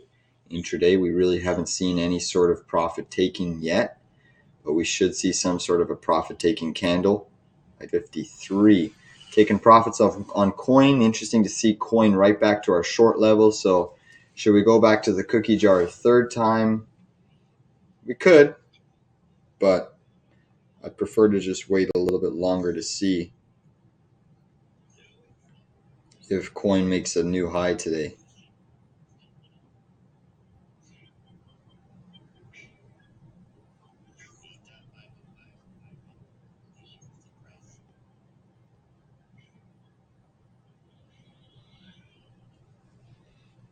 NVIDIA is still pumping, Apple curling down, Meta trying to push up again.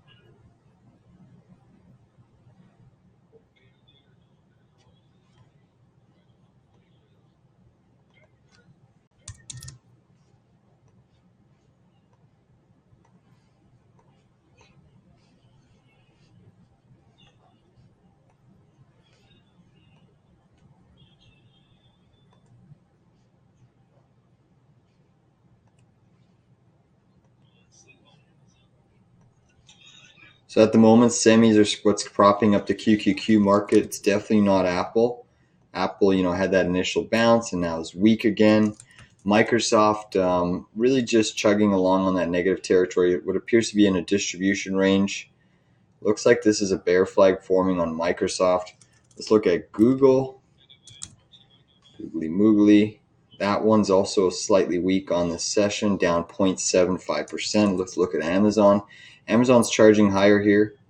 So this is a strong name continuing its momentum and breakout out of this little bit of a range.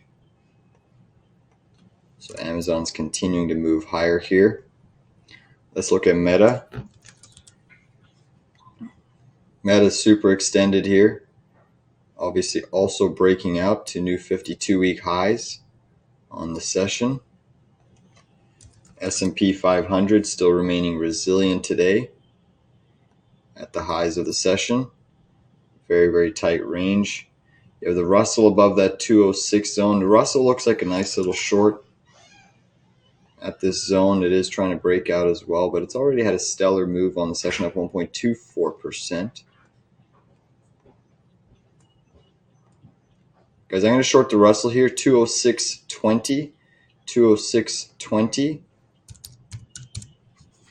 206.20. 1/4 position, 1/4 position. We're clearing above this pivot right now, which is kind of your breakout pivot zone.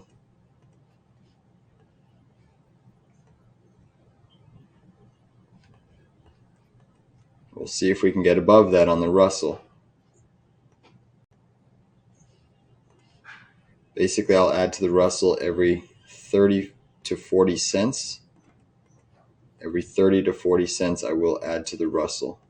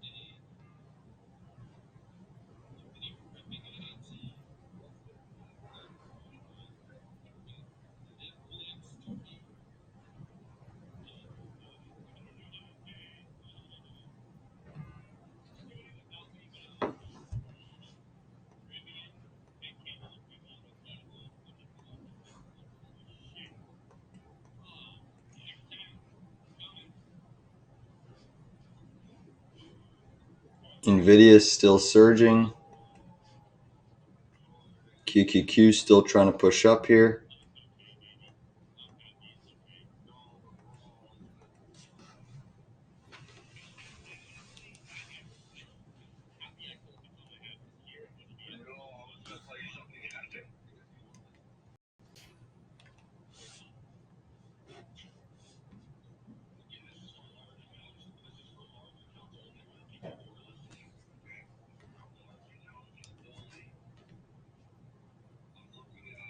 Netflix 890 calls for June 890.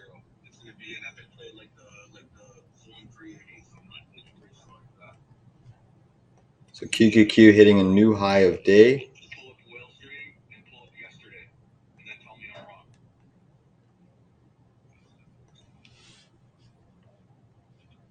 Apple, Microsoft all trying to curl up again.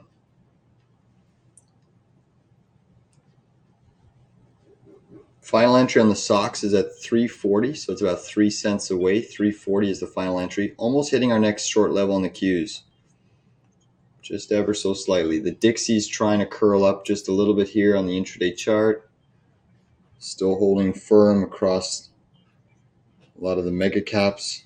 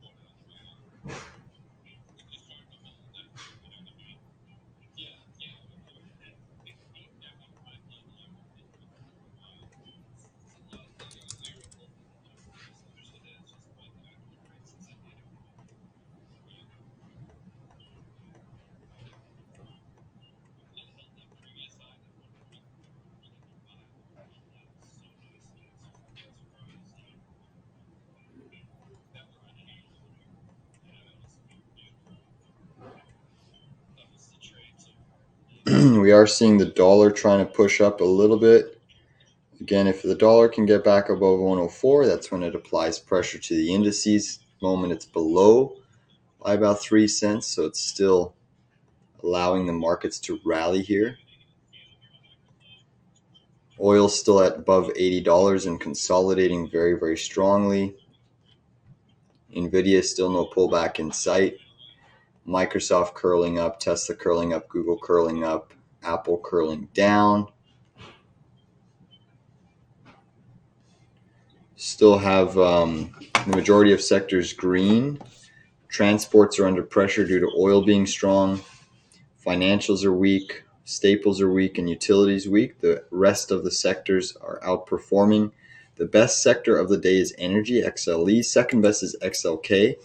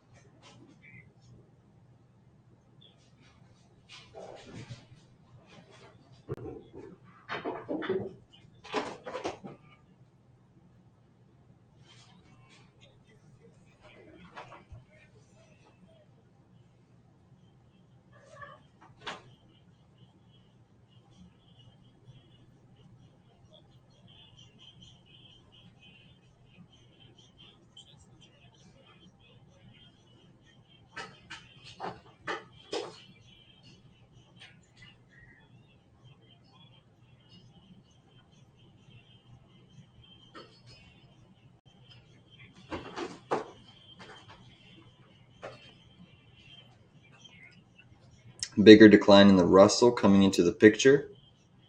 So the Russell's starting to weaken just a little bit here.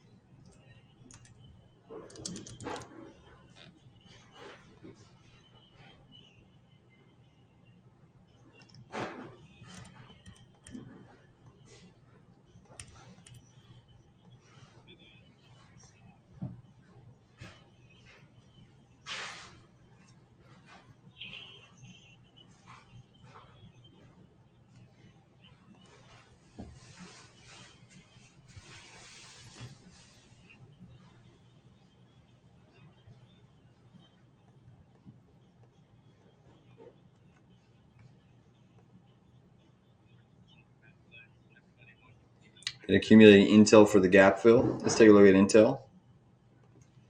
INTC.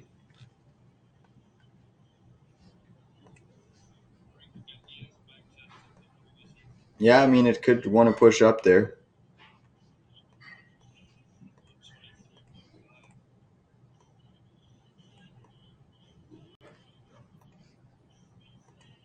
Just remember how much of a rally these indices have had and semiconductors, right? So for Intel to move up another 13%, we're going to have quite a bit more upside in these indices.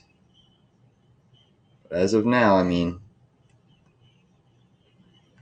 the market is strong and things are still climbing.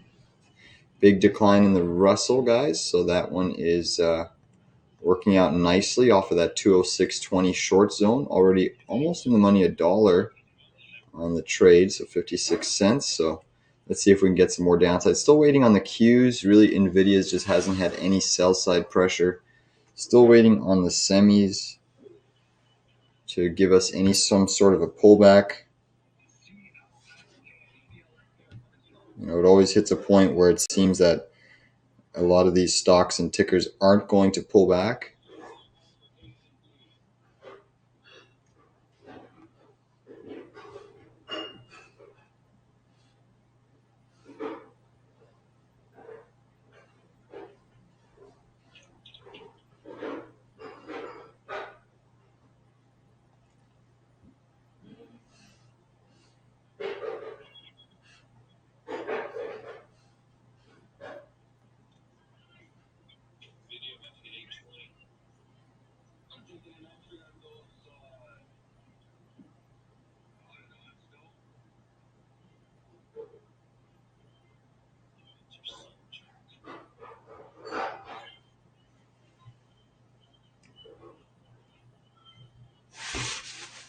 At the moment, Apple's still lagging the market significantly, down 1.46%. Pretty much seems that all the liquidity flowing out of Apple is going right into NVIDIA. You know, Apple down 1.4, NVIDIA up 3.6. You know, NVIDIA's market cap just hit over 2 trillion again today. Go figure, eh? It's only 750 billion away from Apple. So 2 trillion market cap, 2.04 trillion on NVIDIA has been hit today. Massive move. But yeah, all that liquidity of Apple seems to be flowing right into NVIDIA.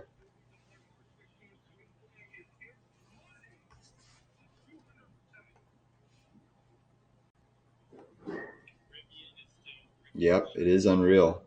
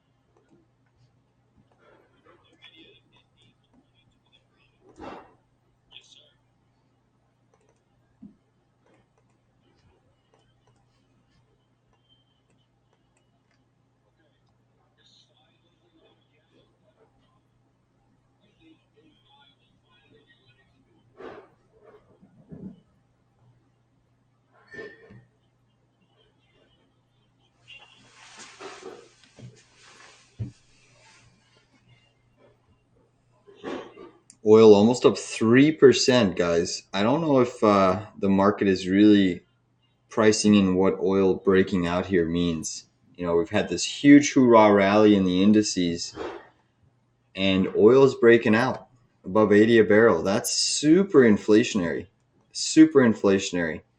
That energy side of the CPI is just going to get absolutely, it's going to start ripping to the high side. If oil still holds here, I mean, you know, for the month of February, if we look at the low in oil, really at February 5th, you hit a low of 71.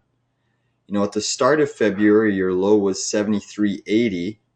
And basically to close the month in February, you hit 77.80. So in February, there's a net increase in the price action of oil from 73.80 to roughly about 79 or $78. So It's about just over $4 move in the price action of oil for the month of February, a $4 move to the high side.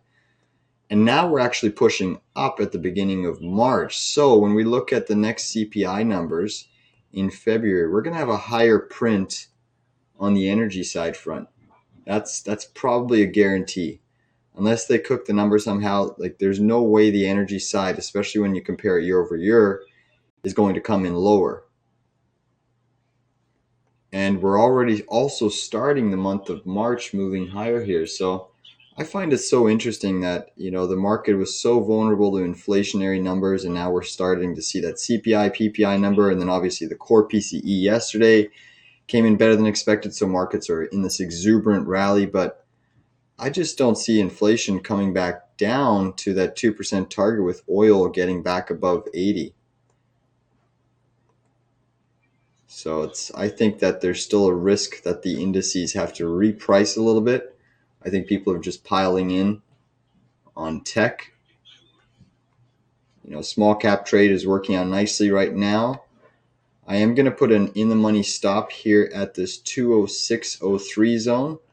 That's your previous high pivot zone. So I just did put a stop there on the small cap trade.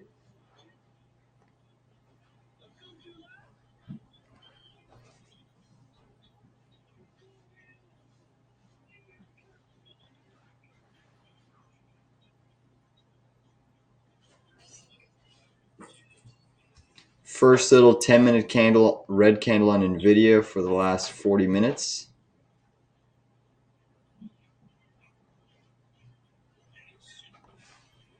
Nice move down on the Russell. We are short the IWM, still holding this long semiconductor bear ETF. And I did get filled at that 342 zone, guys.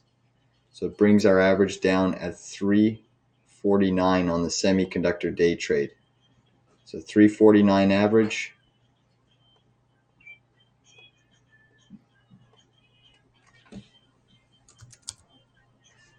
So we have right now 4 trades on the go. Short on AMD, a little short on the Russell 2000, which is working out nicely, a short on the NASDAQ, QQQ, and then that long on the SOXS.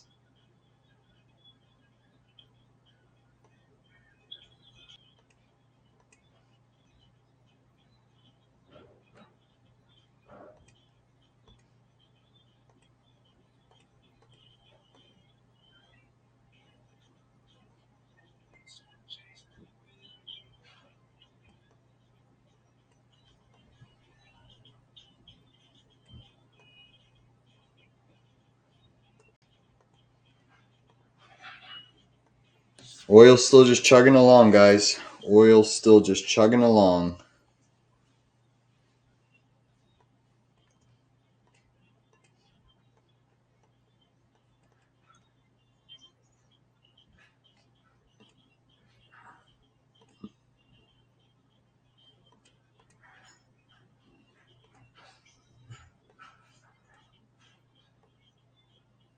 I'm going to go on break a little bit around that 12 o'clock noon time frame. Get some lunch. Preparing for, it's actually my mother's birthday party this weekend, so preparing and helping set some things up. Gotta make a few phone calls. Attack Mac 911. Are you talking about a blow off top? Sorry, what was I kind of forgot my train of thought. What are you meaning a blow off top? I mean, it doesn't look like a blow off top in the markets. Sure, we're definitely extended. I'll pull up the NDX chart. I just want to show you guys something. It's a stellar move, right? You're putting in these breakout candles. You're just continuing to grind higher. The correction points really haven't even dipped you back down to the 50. We haven't really retested the 50 in quite a long time.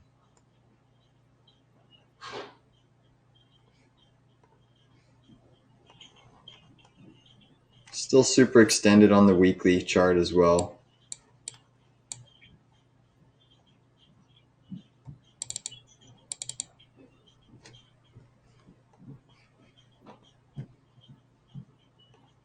It's fascinating to think indices are still surging higher here, even though when you started the year you were expecting 7 rate cuts, and then you had was it Mester yesterday say I think 3 is the right number in terms of cuts in the market. So really there's been no reaction to the rate environment yet. There's been no reaction. I mean, you've had some Goldilocks numbers over the past couple days in the PCE, but again, is that truly a good accurate to monitor long-term inflationary trends when you strip away food and energy? I really don't think so.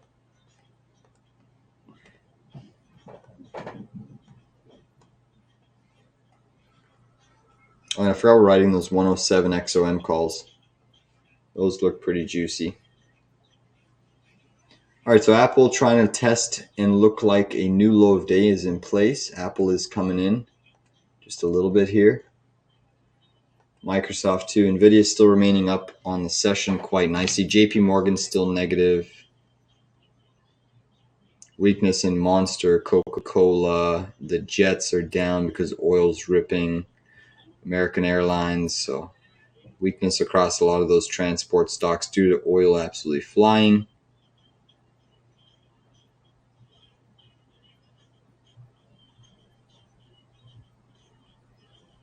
Steel stocks have caught a nice little bid today.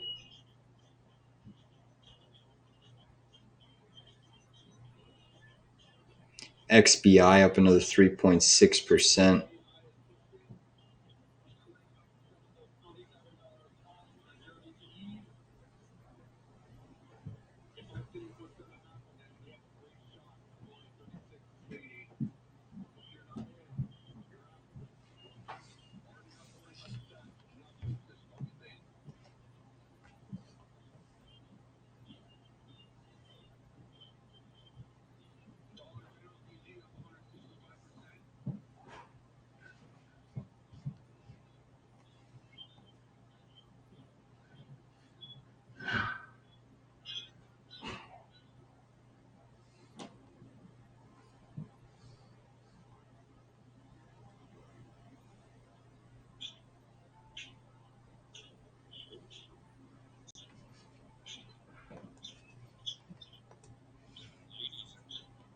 Thank you, Briston.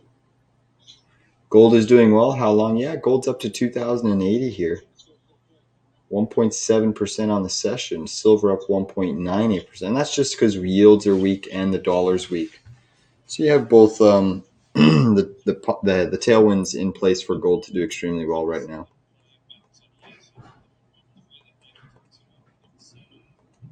Gold has set up to do well up until we get the next inflationary data set. And remember, inflation data always lags 1 month. So the next inflation data we get is really for the month of February. We'll get it about mid-March. I'll have to look at the exact date of the CPI, but it's usually about mid-month. But that we'll get that data set mid-March, but it's really only Feb's data. So that CPI print is always lagging by about 1 month, which is what we have to keep in mind.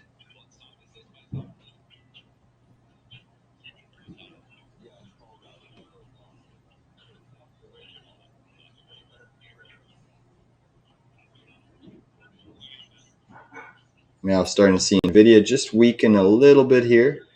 Still remaining strong, but it is weakening just a little bit. Hitting a high today of around just below 820. Or actually pierced 820 by 1 penny. Still holding a short on the Qs, out of the money. Still holding a short on the Russell, the IWM, in the money. XOM calls are still moving up nicely. Still holding an AMD short, which we're slightly down on the trade. Again, AMD could be shaping up to be putting in this head and shoulders distribution pattern. If you break this neckline, AMD will have a nice move down. I mean, this could go negative today. It would kind of shock everyone from my belief, but it could go negative today if you break this neckline. Right now it's still holding strong above your pre-market high.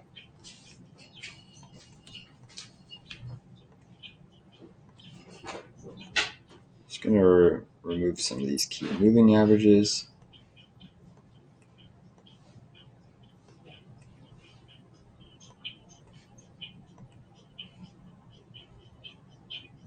You're short the April 25 put. Sorry, JNUG. Let's look at the JNUG chart. April 25 put, JNUG.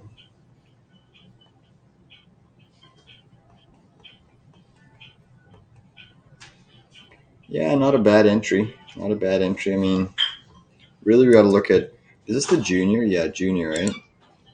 Okay, so let's look at the GDXJ, just because we always want to do the analysis on the underlying ETF.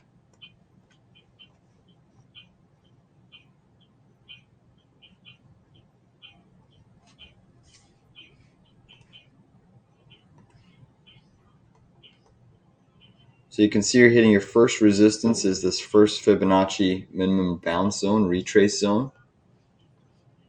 If you get a close above this zone, then you're going to push for this next 34.24 zone. But honestly, I could see it retracing to this gap fill. That's just below your 50%. There's a whole host of liquidity there.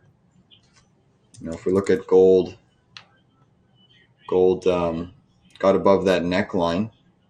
So it's actually negated this head and shoulders. We no longer have a head and shoulders target. So we have to adjust these moves.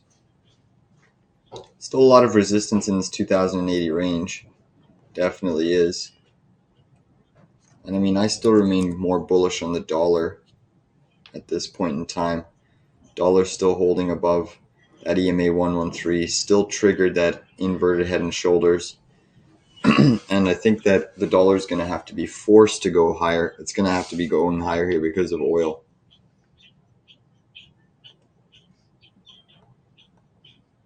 Granted, this hourly chart pattern failed on the Dixie, so that inverted head and shoulders failed. Now you still could be forming that daily chart one, which has broken out. Still forming this one. Still at some support here. You can argue on the 4-hour chart you still have triggered an inverted head and shoulders.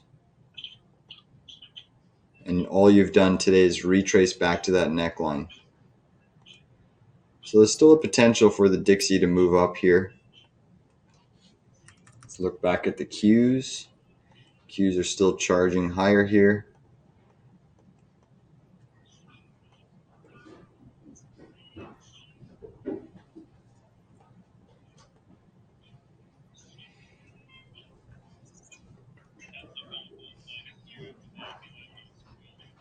Apple at the lows. NVDA now curling down a bit. Still really, really strong, holding above a lot of the short-term moving averages.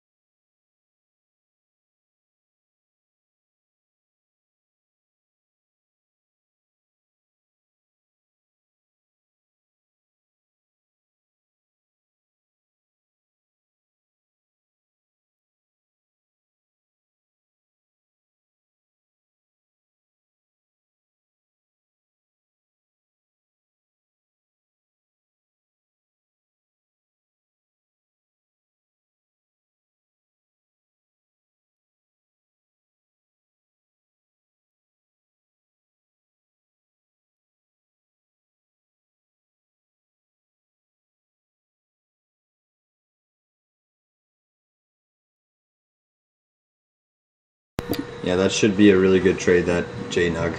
Short the April 25th put.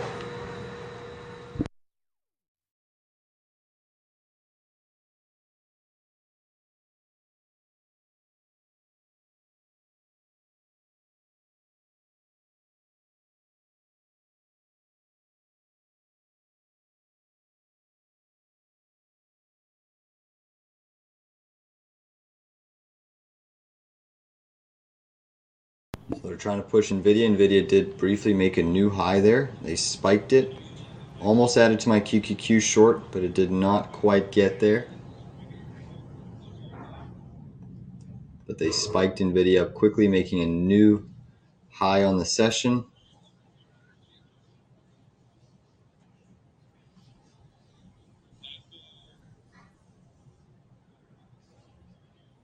All right, guys, I'm going to add to my Q short here, right here at this 443.29.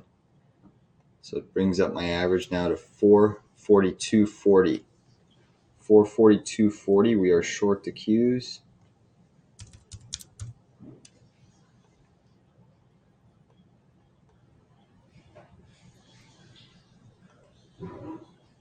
Coinbase trying to break out of that range again, despite Bitcoin kind of floundering and putting in what appears to be a 10-minute bear flag pattern. But crypto stocks are kind of diverging here.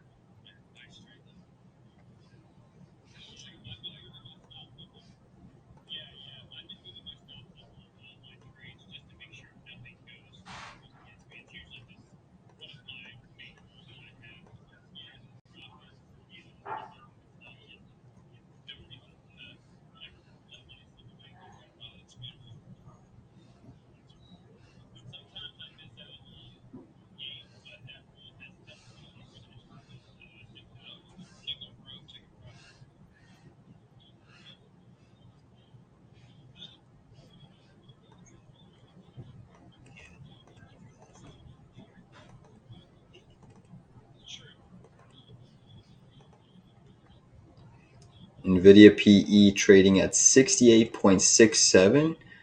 AMD PE trading at 382.36. Wow. I guess AMD's will only get expensive when it hits 1,000 PE. That'll be Bank of America's upside target.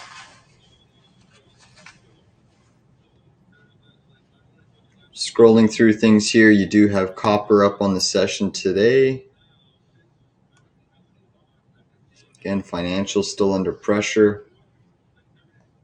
Tesla under pressure, but it has moved up off of the lows, putting in a little bit of a bull flag pattern on the 5-minute chart. So Tesla might see some capital rotate into it. Heavier volume coming in at these levels on the SOXS, guys. Heavier volume coming in. So volume is starting to increase off of this zone. Let's look at NVDA.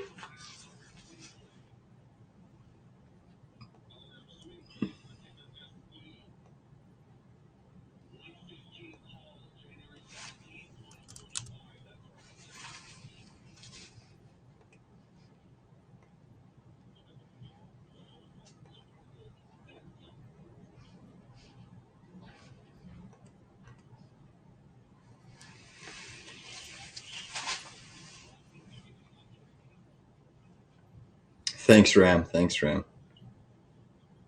Mara, what happened to it? Thank you for wishing my mother happy birthday. It's just her party this weekend. Her birthday's next week, but thank you. Let's take a look at Mara. What happened to Mara? MARA. Yeah, Mara's flipped green, right? Had that initial dump off the open, rally. You're just stuck in a range. You haven't gotten outside of this bear range. So you're still inside of your opening range breakdown. Oil's still moving up. Mara seems to be putting in a little bit of an intraday bear flag pattern. But on the daily chart, you can see it's putting in a little bit of a tail candle formation right off that 20-day moving average. Now, I think obviously if you look at Bitcoin's still just consolidating on the daily, but if you look intraday, there is a potential for a little bit of a breakdown to occur here in this range on Bitcoin. I'm just going to remove some of these moving averages.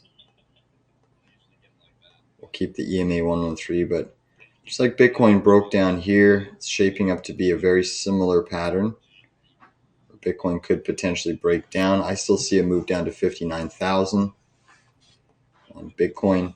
Obviously, the likes of Coinbase, we've traded very successfully today. We've actually traded it twice successfully for nice gains. And you can see Coinbase trying to break out of this range. This is where we've shorted it really twice in this range, and it's worked out well. So, I kind of want to go back to the cookie well again. I kind of do. But it's a little bit risky. It's definitely risky when you keep going back and back and back into the same trade. So we'll just watch it closely and see how it shapes up.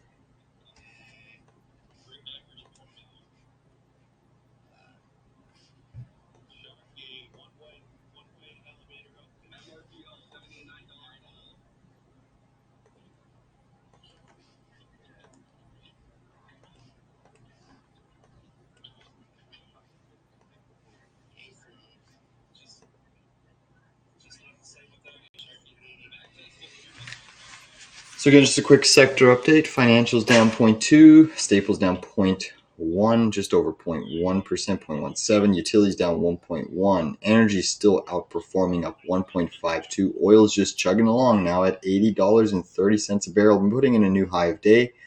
So oil keeps grinding higher here, and indices really aren't reacting to this price action in oil. Kind of astonishes me that the market is still remaining super, super resilient, almost like they don't believe this oil price breakout. And I mean, this breakout happened on poor fundamentals too, right? You had that oil inventories a couple days ago came in much, much lighter than consensus, had that initial reversal down, and look, oil right back up. So daily chart breakout, this inverse head and shoulders has triggered. First target 84, second target $90. $90 on oil. So we'll see. That's a pretty big move on oil. More than 3% move to the high side. And indices are still just chugging along simultaneously.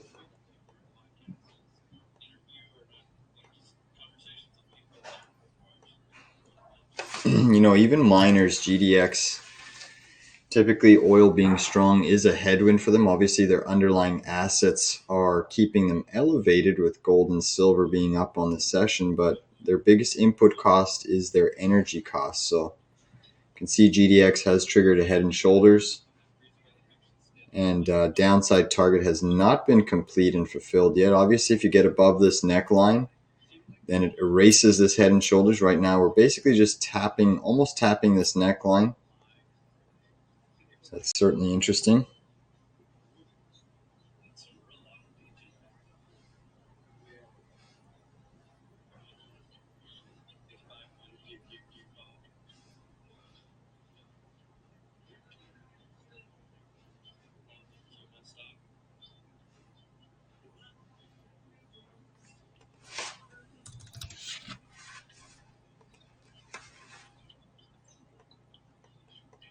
So month of March has started off on a really strong footing for the indices.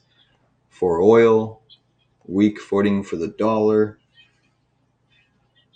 weak footing for Apple, weak footing for Microsoft, weak footing for Tesla, strong for the semis.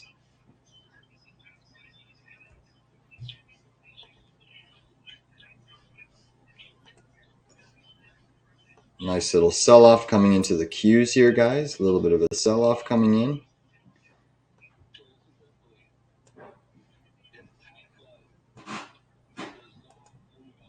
Definitely super extended intraday.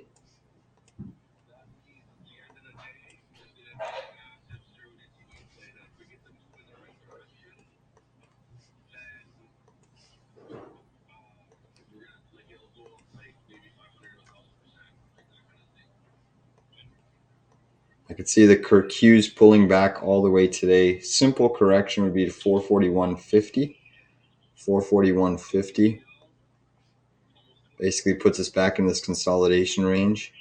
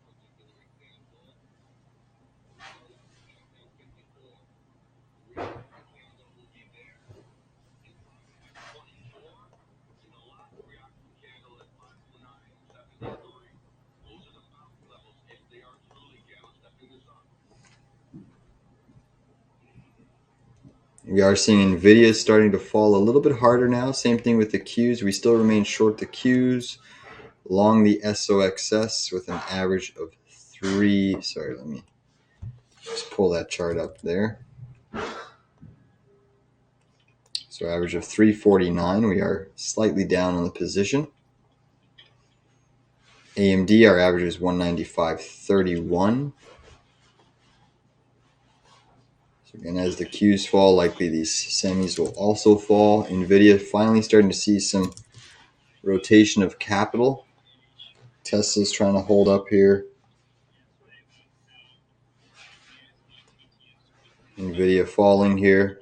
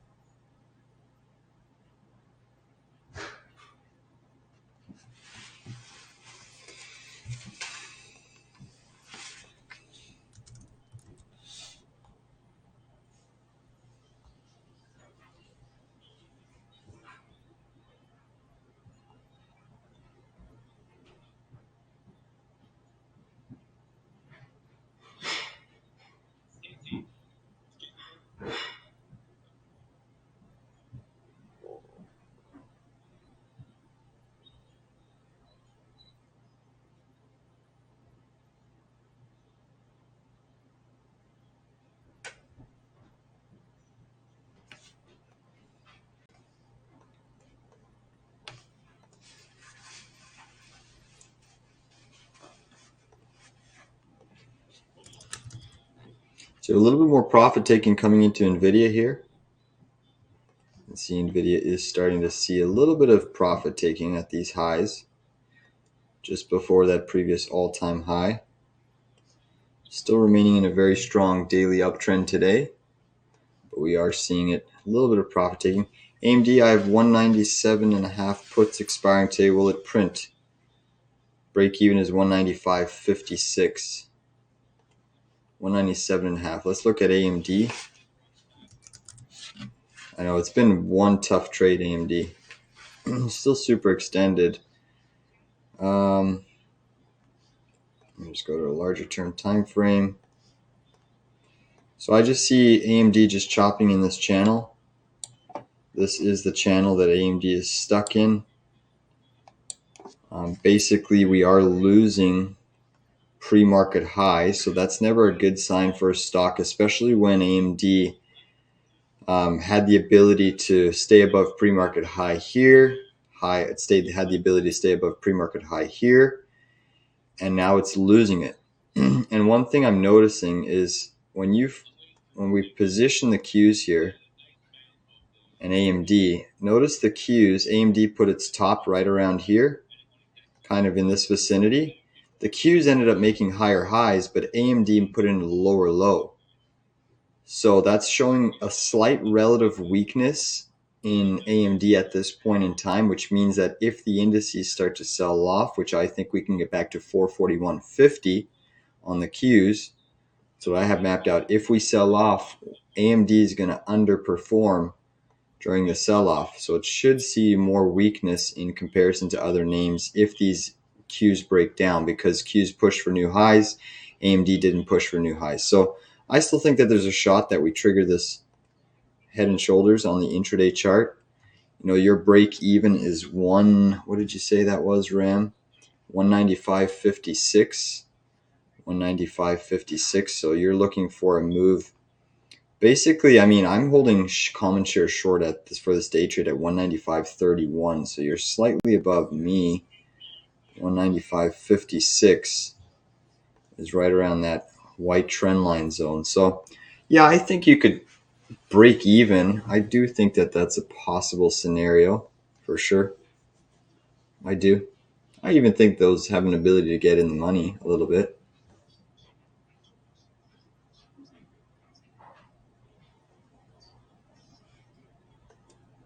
You know, obviously, just remember, semis have been the super bright spot in the market, right? Apple just made a brand new low. It's tempting to go long again on Apple. It's kind of tempting to go long again on Apple. You know, we traded it successfully earlier. You know, I have another downside target here of 177.33.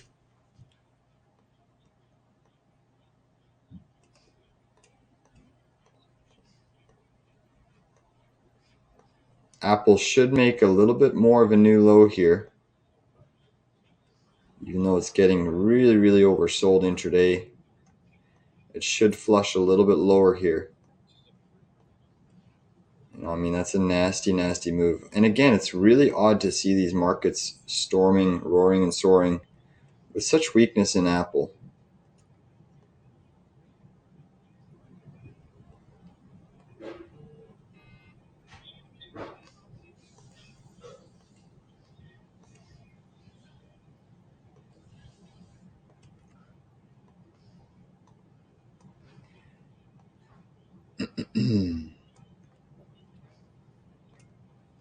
Keep this 177.11 area on watch for Apple, guys. Keep that on watch.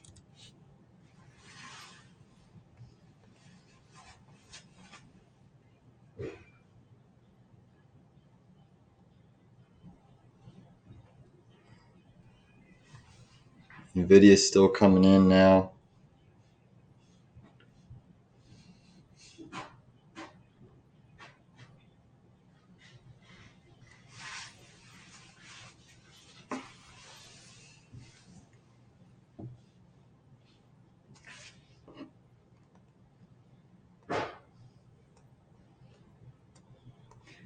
More sell side pressure coming into AMD. Still holding firm though.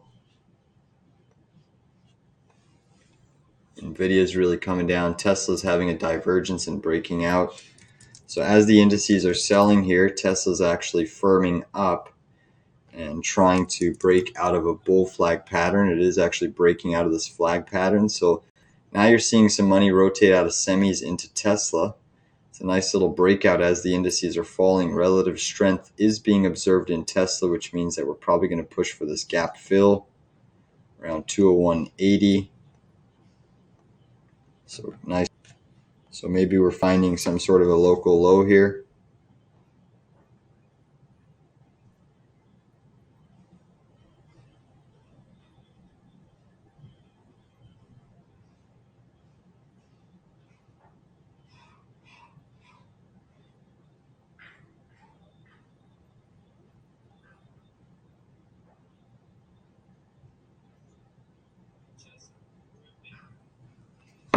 Massive move on Tesla. Wonderful move on Tesla. Let's look at the IWM. IWM still just really consolidating in this range. Oil is now coming in. It's back below 80 a barrel.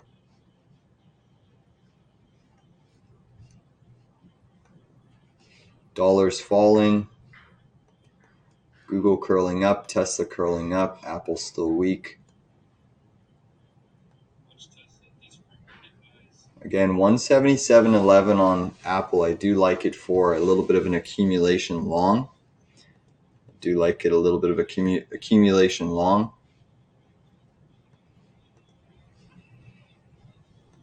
Still holding short the Russell with an in-the-money stop. Still holding short the Qs, slightly down. Still holding short AMD, slightly down. Still holding an SOXS long. NVIDIA still up 3% on the session. Dollars negative, yields negative, VIX negative. Actually, the VIX has quietly been creeping up here. The UVXY, and this is on a Friday. Usually they crush the VIX on a Friday, and it's actually trying to go positive here. Had that gap down today, and it's actually filled the gap. So interesting price action in the VIX here. Very interesting price action in the VIX. Typically when the markets are strong, VIX is down, and the VIX is currently flat on a Friday. Interesting. Is this going to create the first lower high today? Remember, we've had high, higher high, higher high. Still no lower low, but this could be the first lower high in the trend today. We will find out momentarily.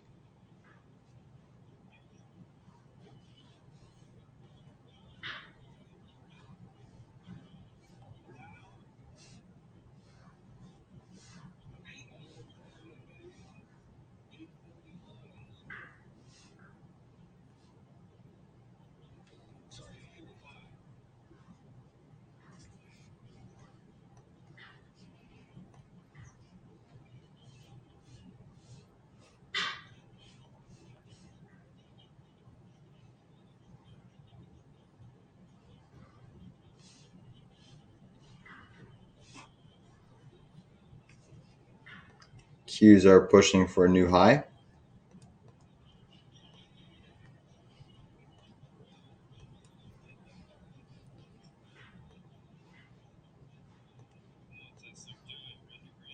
Google curling up. Google's looking much stronger today than it did look on the previous sessions. It's potentially a nice accumulation pattern forming on Google. Hasn't triggered anything yet, but hourly chart isn't looking bad. You're starting to get some nice bullish crossovers on some shorter term time frames with Google. QQQ still hasn't taken out the high, but it's very close to doing so. It's very close to doing so on the Qs. As of now, it hasn't made that higher high yet, but it's very close to doing so.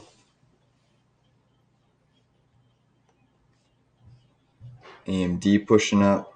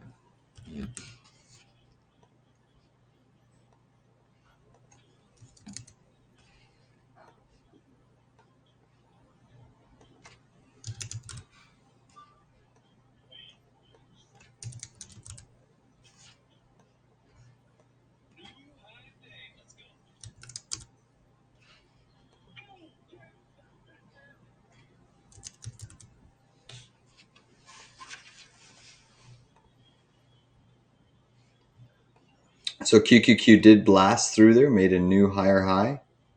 So QQQ has made a new higher high.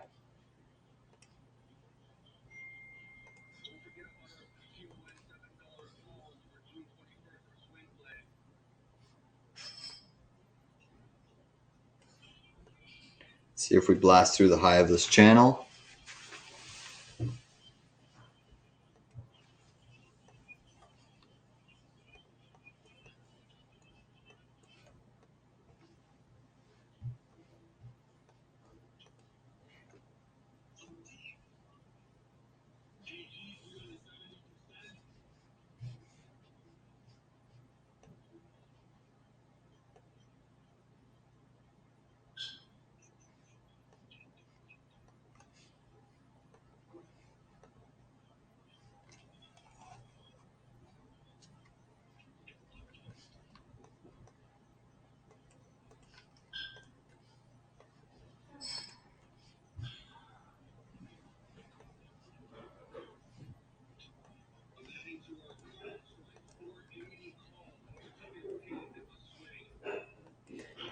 Nat gas still negative on the session, down 0.69%, still consolidating above that hourly chart neckline. So that trade is still technically okay. Tesla had a nice bull flag breakout. You're seeing Bitcoin trying to retest 62K.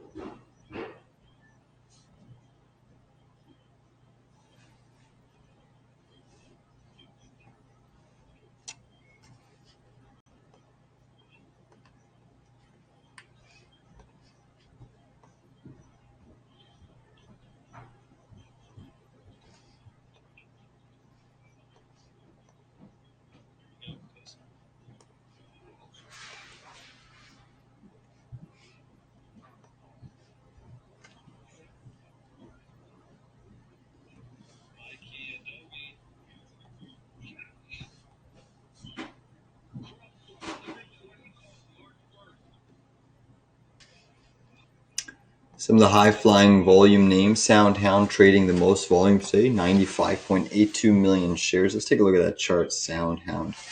SOUN.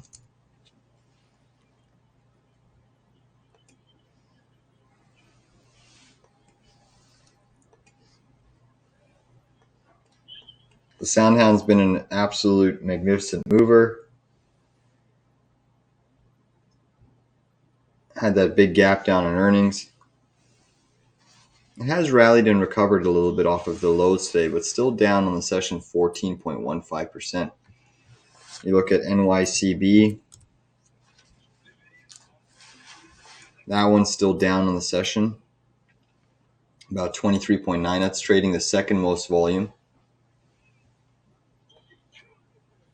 VI.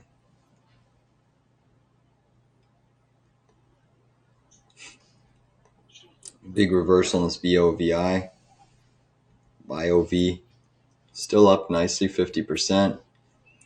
ADIL. What's that ticker? ADIL.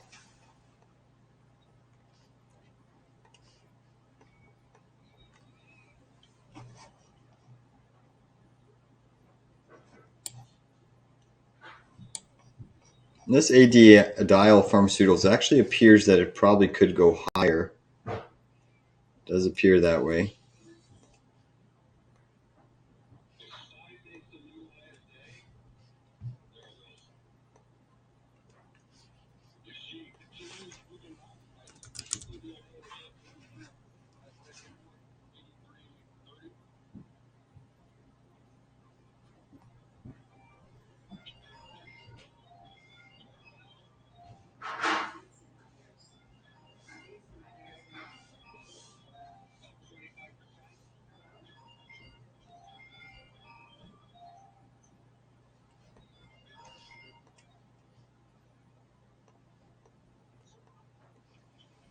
Dixie still at the low of day. Dixie is at the low of day. 10 years down 1.2, 2 years down 1.6.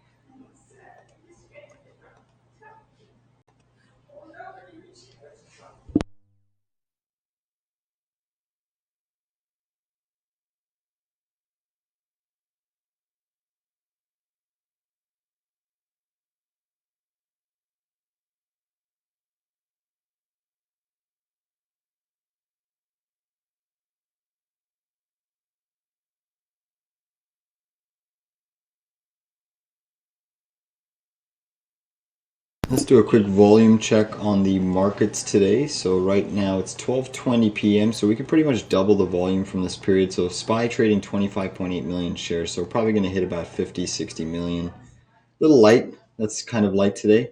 QQQ trading 17 million shares right now, and that's probably going to hit about 34 to 40. So kind of a fairly light session in the Qs. I'm actually going to add a fifth position to the QQQ short right at this area, 443.80. 443.80. So doing a 5/4 position now, short the Qs. And because it's a major indice, I'm going a little bit heavier here, but 442.93 is the average now. 442.93. Just common shares. You know, if I could hold this one overnight, I'm more than comfortable doing so. Still holding a Russell short as well. Still holding an AMD and a SOX. It's been a tough market to short. We did execute some initially early on, and things have just gone absolutely parabolic in the semiconductor space. You know, when I was looking at things across Apple and Microsoft being so weak initially, you would have expected the indices to sell off. So it's pretty impressive. It's actually blown my mind, my expectations away when you have company one and company two weak and you can still see the NASDAQ up 1%. You know, those days typically don't happen often. So it's quite amazing to see the Q still performing so well. But it just shows you that, you know, that 1.72% down in Apple isn't coming out of the market. It's just flowing. It seems like it's flowing into NVIDIA. You know, Apple down 1.7, NVIDIA up 3. That's kind of a balanced move on a market cap basis. I'd actually love to find out. I'll try to run some calculations after the market closes, you know, to see what Apple started with in terms of today at its market cap, and then what NVIDIA started, and then figure out the difference between how much market cap, how many hundreds of billions were added to NVIDIA, and how many hundreds of billions were taken out of Apple. It does appear that you're just seeing a huge rotation out of Apple into NVIDIA.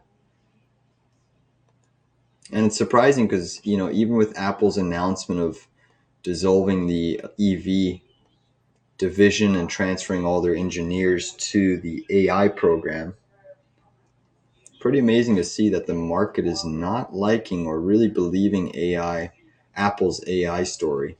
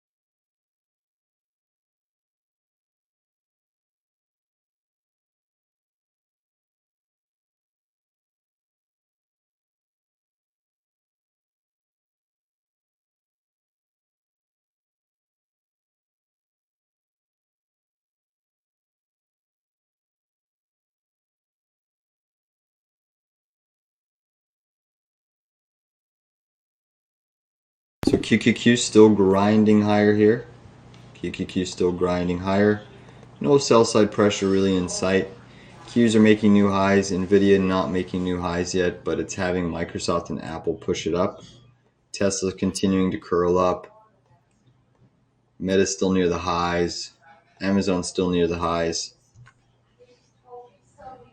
Oil's pulled back a little bit here into the 79.50 range.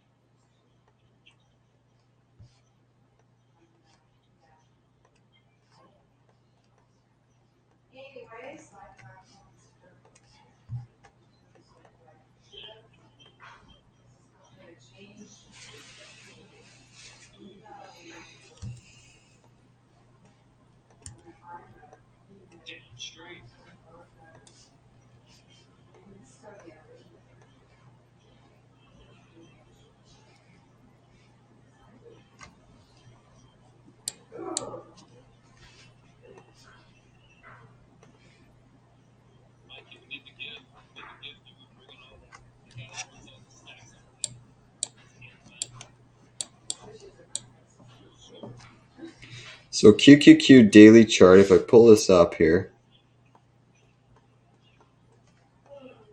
you're above that COVID trend. Really your next resistance is sitting from, just give me a second here. That's the July pivot high. So the July pivot high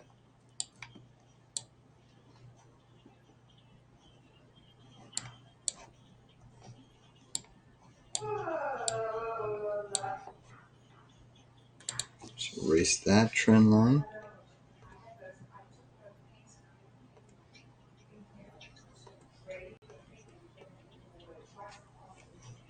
So Qs are now hitting that July pivot high trend line to this pivot high here in early February.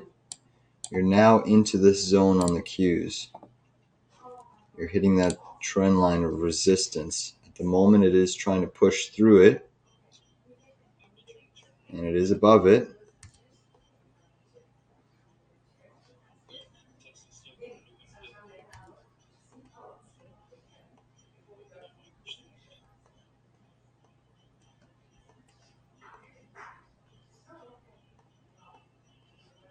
You're currently above that pivot high resistance trend line.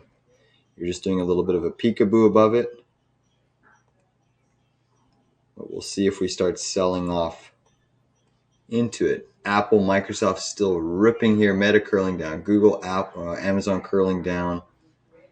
But you have Microsoft and Apple firming up in price action, which is what's causing these Qs and the S&P to rip higher here.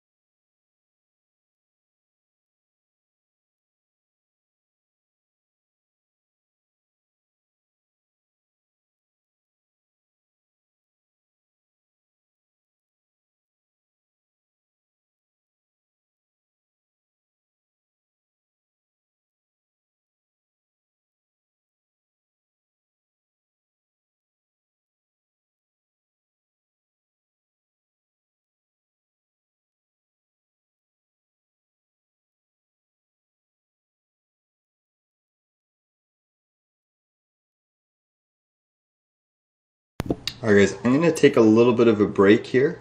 eat some lunch. If anything changes regarding the trades, I will let you know. I'll keep the stream going. I'm still watching from a slight distance, but I am going to grab some lunch, take a little bit of a break here, and we'll see you in a little bit. Again, if anything changes regarding the trades or any crazy price action happens, then I'll jump back on.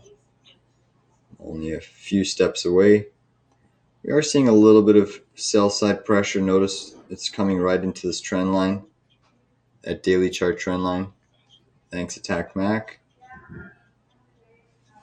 NVIDIA sits on R2, 820. Next target is 823. Next fib level is 890. 890. Yeah, I mean, if it clears that heavy reversal on that earnings report, that February 23rd reversal candle, sure, NVIDIA could push up more. Push up to, let's see here.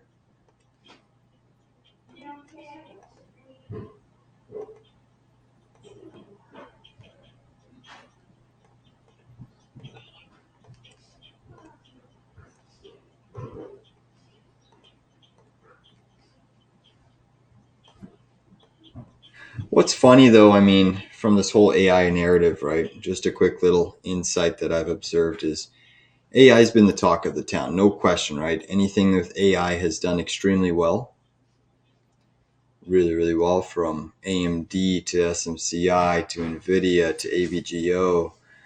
Basically anything and everything with AI attachment has done extremely well, okay?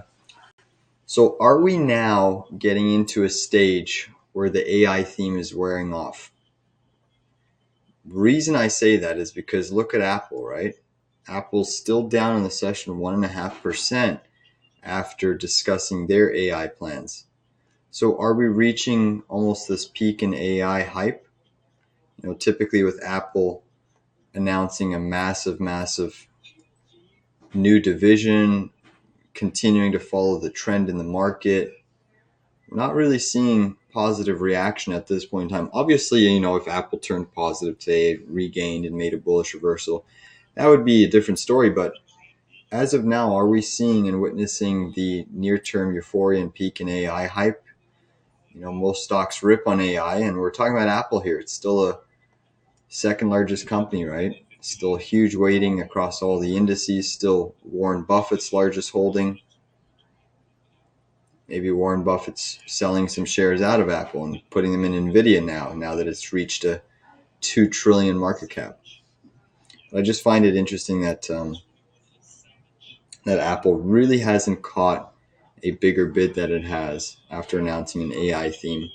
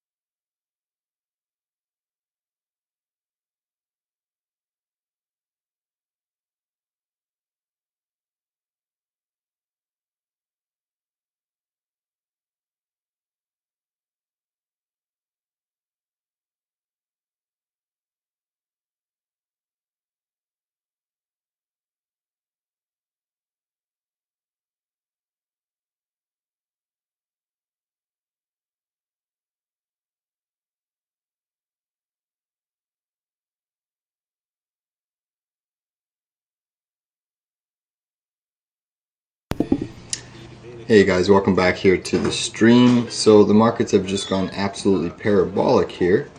QQQ position is just continuing to grind to new highs. I mean, you look at this 10-minute chart, it's just an absolute massive trend day to the upside. It really has kind of run over me on the short position, so I do apologize on that QQQ front, but still confident that we will see a retrace at some point a little bit lower. And whether or not we have to hold this over the week, I'm fine holding this over the week. Personally speaking, if you want to close it for a loss, I totally understand that, but I'm going to hold this one. Still holding that Russell 2000 short. Probably hindsight, looking at this as a little bit of a teachable moment. Not the best to short the lower volume float market. At the moment, though, we are seeing a little bit of sell side pressure coming in. Markets are still resilient. What we actually saw, why the Q started blasting higher here, is simply because you had Apple. Apple was struggling early on the session, and obviously we day traded along, and it just got this huge, massive bid to the upside. So hindsight, watching the markets when they're weak and looking at other weak components like Apple and Microsoft, and then understanding that if they firm up, this market's going to absolutely fly. That's technically what happened. Should have had a little bit of a, should have had a better, cutoff range for some of these shorts. But at the moment, things are still very, very lofty in this region. And we'll see if anything starts to come in at some point. One thing I am watching to see if Apple can actually turn positive on this session. Still technically negative. You have put in a nice little reversal candle, around the same region. But there's still a negative bias on Apple at the moment. And you still factor in how depressed Apple is. Obviously, this on the larger term time series. Imagine Apple starts to firm up here, how much higher it can push the Qs. So that's what we really need to watch for in this next phase of the market cycle. As we head into the rest of March, a new week next week, pretty much a new month starting today. Let's quickly take a look at some of these other charts. NVDA still pushing higher here, curling to the upside. AMD, that one again, still holding. Likely going to have to hold over the weekend, which again is okay with me.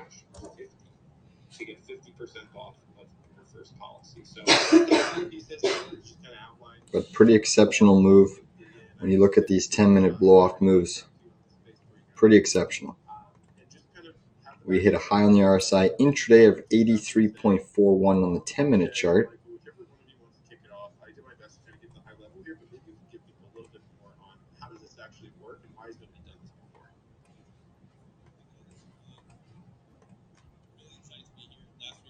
So you're likely going to find some support at the EMA 113. Look how extended we've been from the EMA 113 all day long on the 1-minute chart. Pretty impressive. You have seen oil just pull off from the highs. It's now trading at 79.50. Still holding a technical breakout on the daily, also on the hourly chart, but it needs to really close above that 79.22 zone, 79.23 even. Natural gas still holding above its neckline, so that's technically acting well. All sectors are green except for Dow Transports, Financials, and Utilities. Again, XLK is now the outperformer of 1.82%.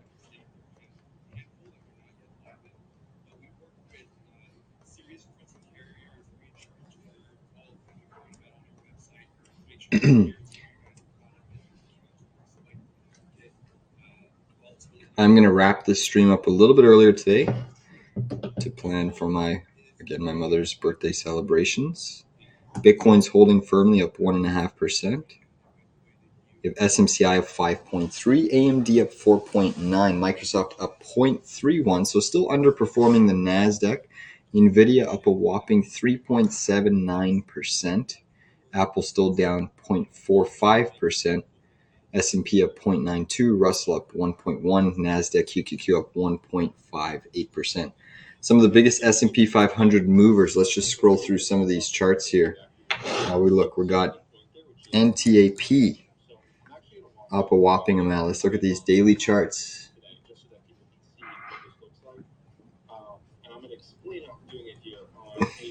Massive gap up on earnings. Big. You have Cooper Companies. Sorry, ticker COO.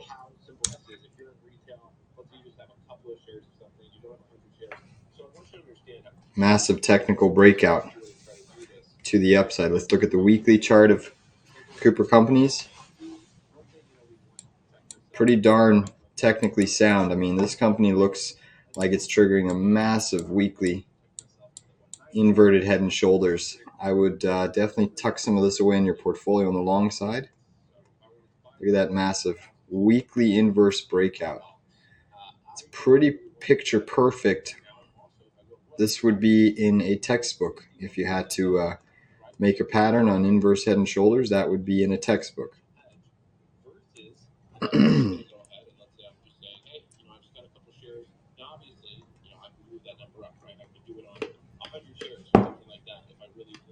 So measured move upside off of this breakout is around 137.16.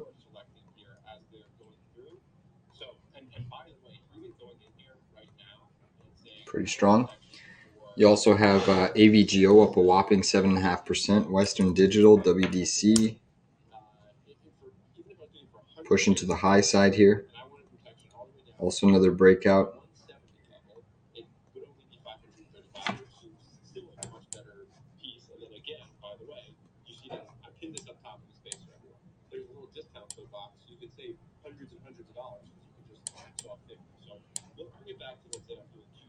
So Western Digital's at technical resistance right now. Massive downsloping trend line, but it is poised. It is looking like it wants to push higher. We'll see. But that's having a nice move today. Micron up 5.8, AVGO up 7.6. Dexcom, one that we don't really usually look at. Not a bad move off the EMA 113. Pretty strong power candle, I would say.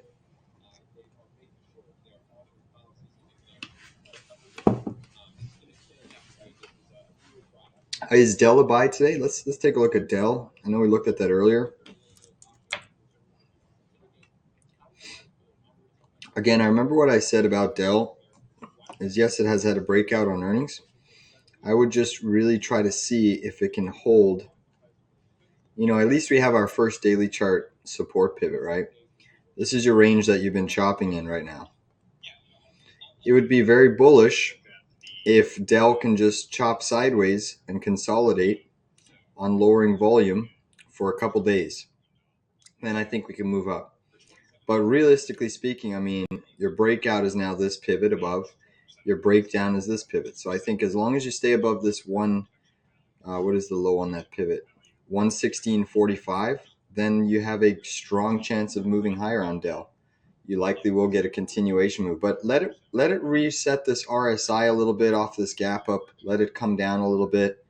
Doesn't mean price action has to break down, but just reset the technical overboughtness, and I think give it a couple days to buy.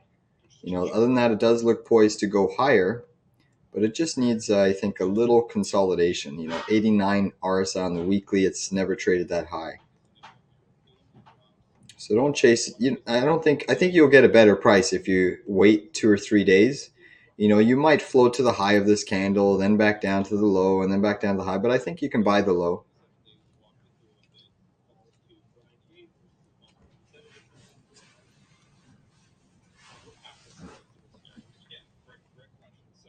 So a little bit of weakness is creeping into the market, just a small amount of selling in the Qs. Really, we haven't seen a pullback on the 10-minute chart since down here, all the way at 12 o'clock, and we've just grinded higher. That's 1, 2, 3, 4, 5, 6, 7, 8, 9, 10, 11, 12, 13, 14 consecutive green candles.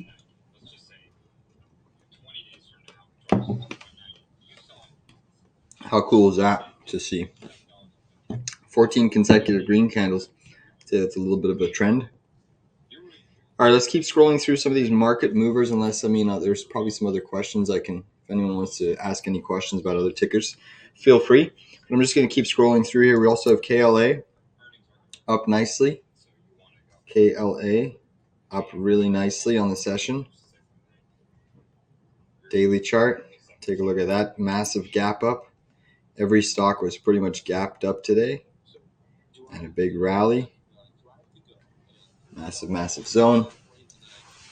We also have HP up 4.4, Lam Research, LRCX, AMAT up 4.5. So a lot of the semiconductor components. Some of the stocks that are lagging, the top decliners in the S&P 500, are starting with Las Vegas Sands, LVS. Currently down quite substantially, about 6% on the session, hitting the EMA 113. We're definitely getting hit in a market that is actually technically weak. And just remember about LVS. You know, this one originally broke that head and shoulders pattern up here. You did pretty much complete the measured move down from that breakdown point. You can see maybe a little bit more downside to go. So there's still a potential that LVS is trading inside of this bearish head and shoulders. And obviously the downside target range is really around this breakdown point, which should take you to about 41 bucks. 40.68. You can see this previous consolidation range in 2022. So perhaps a little bit more downside to come in LVS. Just scrolling through some. These are the top decliners. We just went through the top gainers in the S&P. But now these are the top decliners. Just 1 second. I got let my dog in.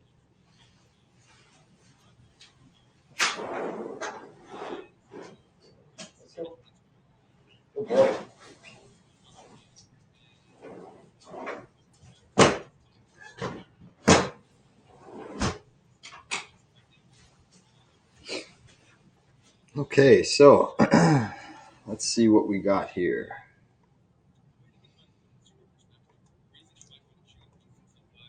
So yeah, Dominion Energy, nice gap down, really nice gap down. Obviously they had the dividend a couple days ago, which typically follows weaker price action.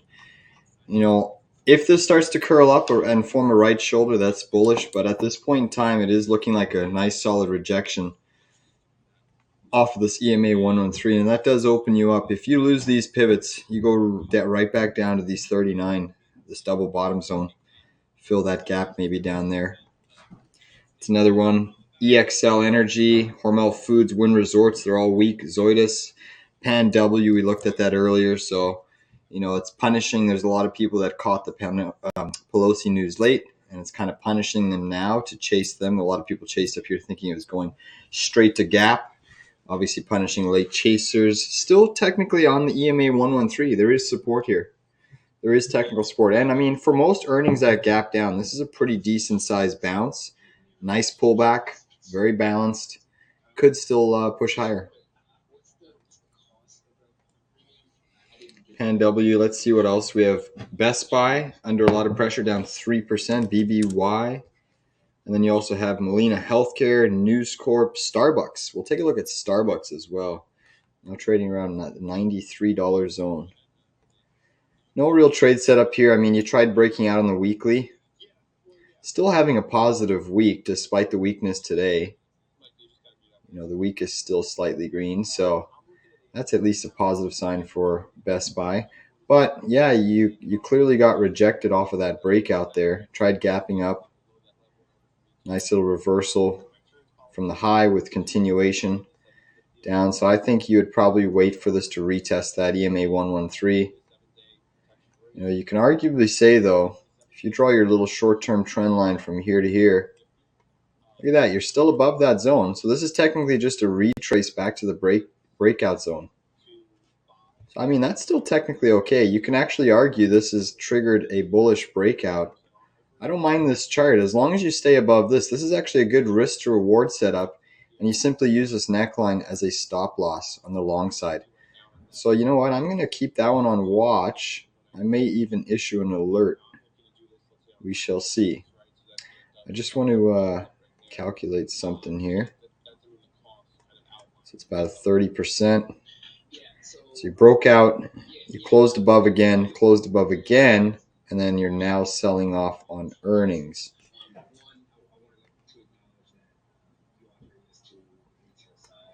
So potential upside based off of this pattern. Best Buy around $95. Stocks that are at 90 typically go to 100. Yeah, I'd keep this on watch, guys. You know, if you lose the neckline, you're probably going to retest this zone here. So as far as I'm concerned, this is a bullish chart looking to continue higher. It's just doing a back test. As of now, though, if you lose this neckline, I think you could flush all the way back down to this $65 range, this upsloping trend line moving target. Yeah, I don't mind that chart at all. Let's see the intraday price action. Did we get a high volume bounce off this area? So you had your huge bottom. Yeah, fairly decent sized bounce off that zone.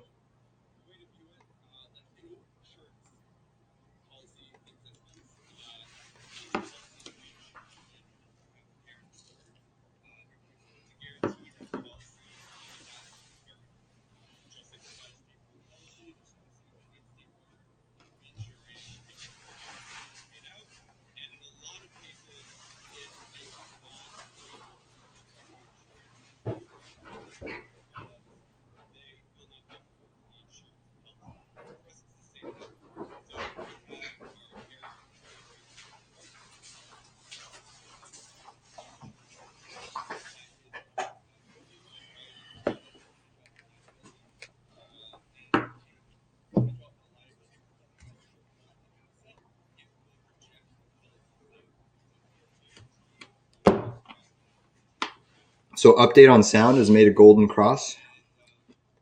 So before I even look at the chart, one thing about golden crosses is that when you get that golden cross, you typically get a sell-off. So that's a good sound, huh? And what time frame are you looking at there, Ram? Are you I can probably figure it out. Let me just turn on my moving averages. Probably the daily, I would imagine. Okay, gotcha. Okay, so you're not doing that. So you're not doing that.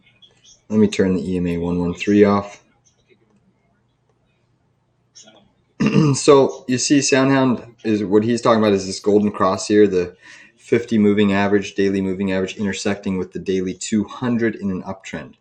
So you got that bullish crossover really over here. Let's call it the 28th of Feb. And as soon as you got that crossover, it's been choppy price action, right, ever since. That's because a lot of people chase the momentum based off of just this moving average cross, retail traders typically, and then larger funds sell into it. Now, it does mean bullish price action for the coming weeks. That does, believe it or not, mean bullish price action for the coming weeks. So it's certainly one to keep your eye on.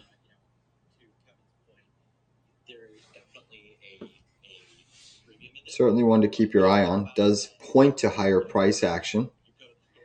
Again, I think the big thing that we need to watch for in the coming weeks is this resistance zone here.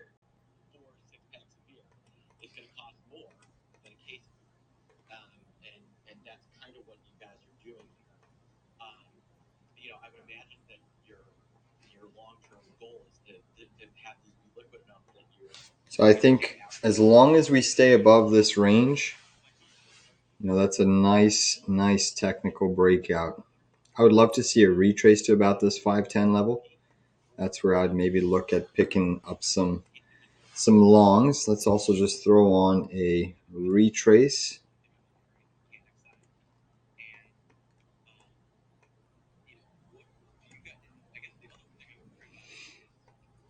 So yeah, you can see from this low to high move, a 50% retrace puts you right at this 477. That would be a big support zone. You're starting to pierce inside this big liquidity zone. That was a big supply zone. It's now turned to support.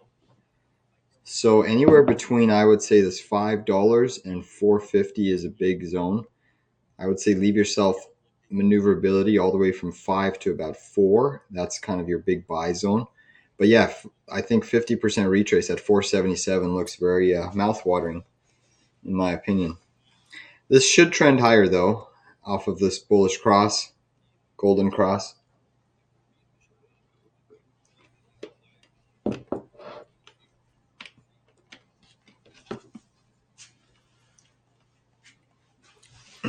upside target.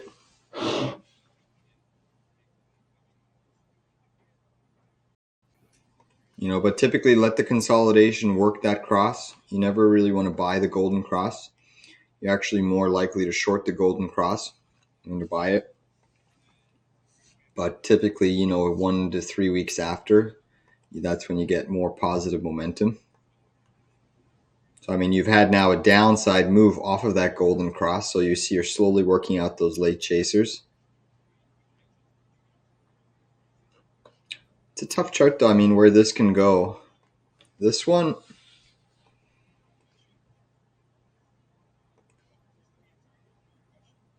so if we just do a simple box analysis, the range that it traded in, really since this breakdown in mid 2022, if we just use simple box analysis, that this could go all the way back up to about $9. Notice that's also where this resistance pivot lies.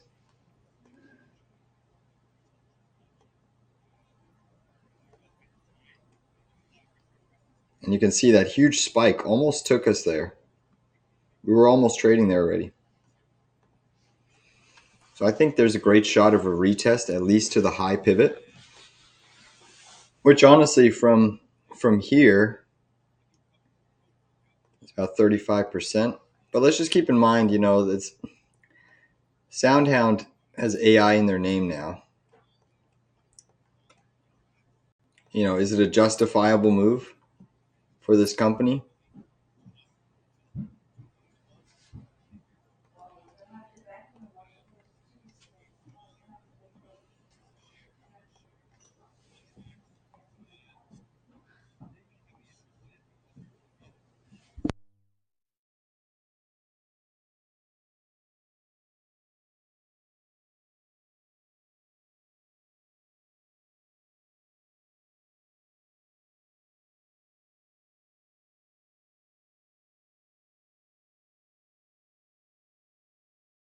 FSR Nissan partnership. See FSR, they gapped down. We traded this pretty successfully. Yeah, look at that move on FSR. It's just been climbing really all day long. That's a nice breakout there. It's a good announcement on their end. Wow, look at that candle. Briston, you caught that? What a monster. Look at that. Look at that.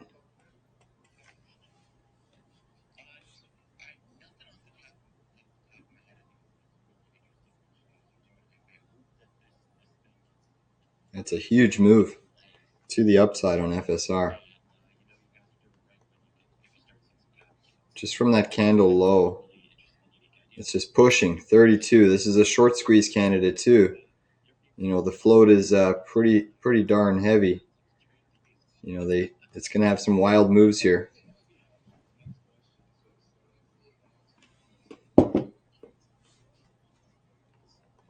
Thanks for the update there, Briston. Much appreciated.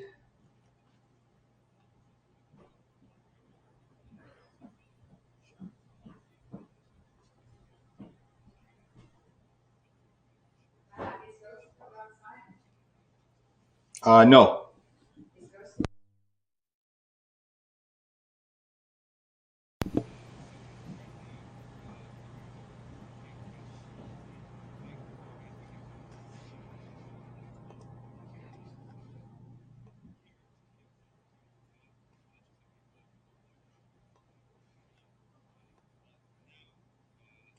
You're hitting some pre-market support on FSR here, this 49-cent level. There was a big bounce off of pre-market during that range, so I'll actually turn on the pre-market range.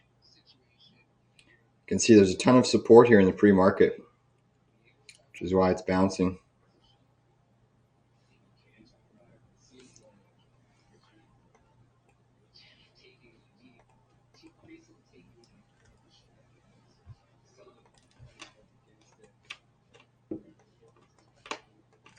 Just going to step away for a moment, guys.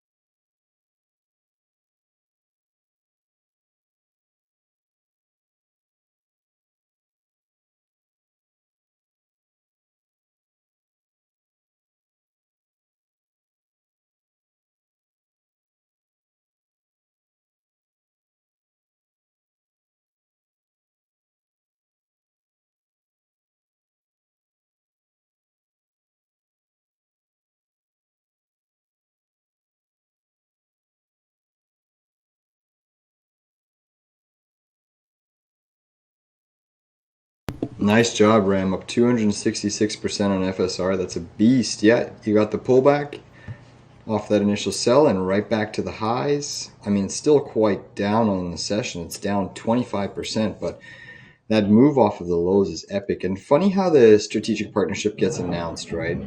As FSR is under so much immense pressure, and then all of a sudden they announce a partnership. So they shook out how many people with that gap down?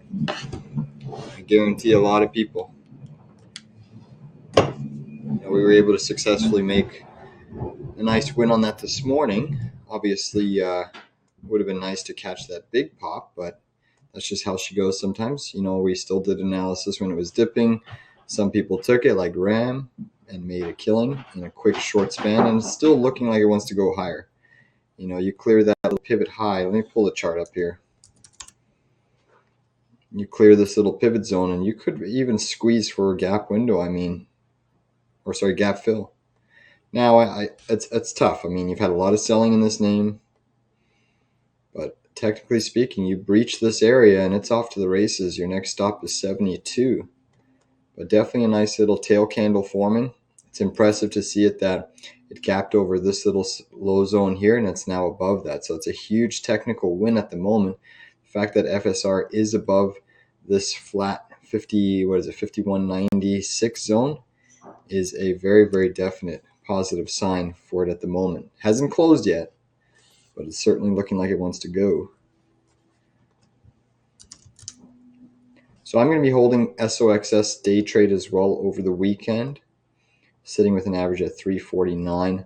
I am also going to be holding my AMD short and my QQQ short position as well. So unless for some reason Qs get some sort of a big drop, which honestly I don't foresee, since the volume is light and since we've had such an epic rally. There's going to be a lot of late chasers that try to prop this up. And it's a Friday. They do typically push the markets up on a Friday. But the one difference on this Friday is that you do have the UVXY, a VIX Volatility Index, slightly green on a Friday. Usually they're shorting and crushing that.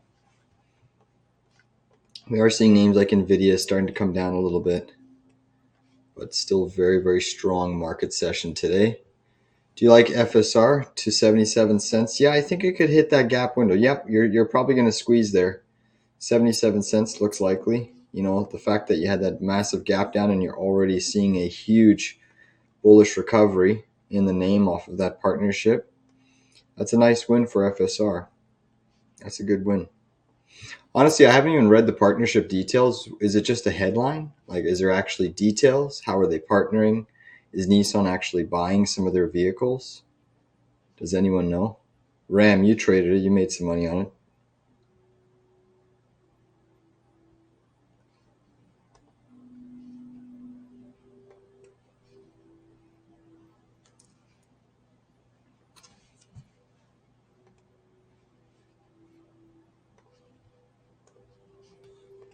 Qs are bleeding a little bit. SOX ETF is getting a nice little bid. Let's take a look at NVIDIA. NVIDIA is still holding pretty firm. AMD, you know, one of the stronger names to is actually AVGO. This holds a very, very strong weighting in the SMH and the SOXS. It's astonishing to see this move on AVGO as well today. That's astonishing.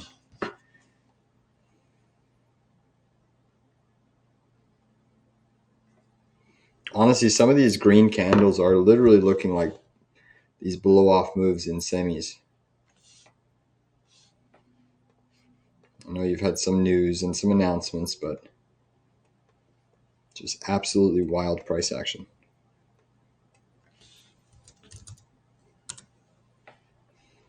It's funny, markets these days. Some days the markets act like casinos.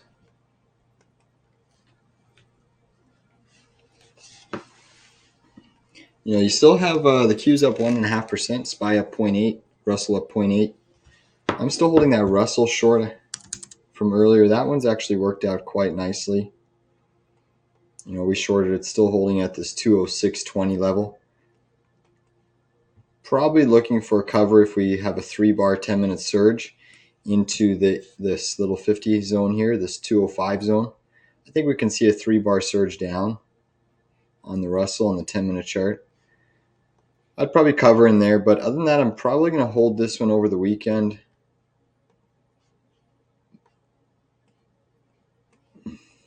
Unless it pushes up and stops me out at break even. Right now we are trying to see the Russell clear this pivot zone. 205.50 is a big level.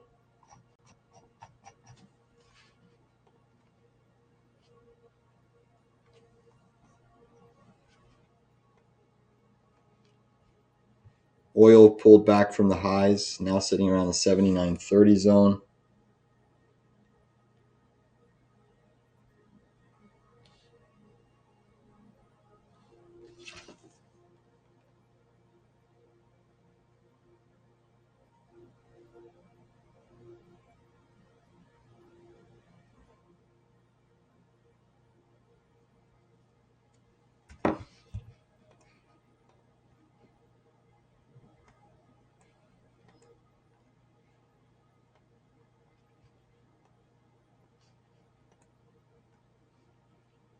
FSR is still holding, guys, at those highs.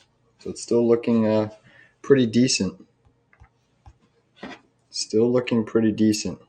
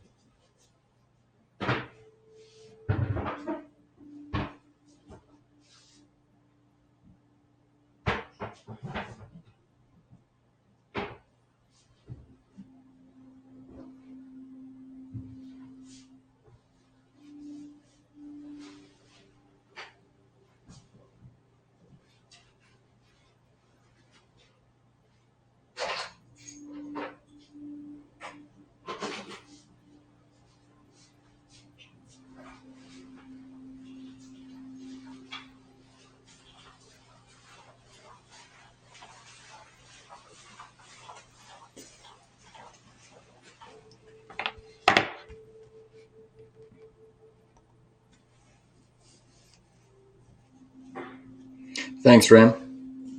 So Fisker's in advanced talks to invest in electric vehicle. Sorry, Nissan is in advanced talks to invest in electric vehicle maker Fisker. FSR in a deal that could provide the Japanese automaker with access to an electric pickup truck while giving the struggling startup a financial lifeline, according to two people familiar with the negotiations. Thank you, Ram. Appreciate that. Yeah, so I mean that's positive.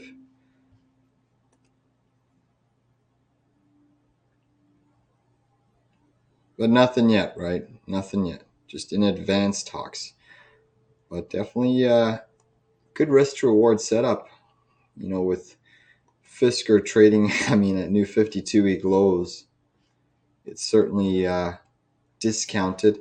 How much cash does Fisker have on their balance sheet? That's what I'm actually curious. I'm just going to look that up. Just give me 1 second, guys. Go to the Fisker chart here.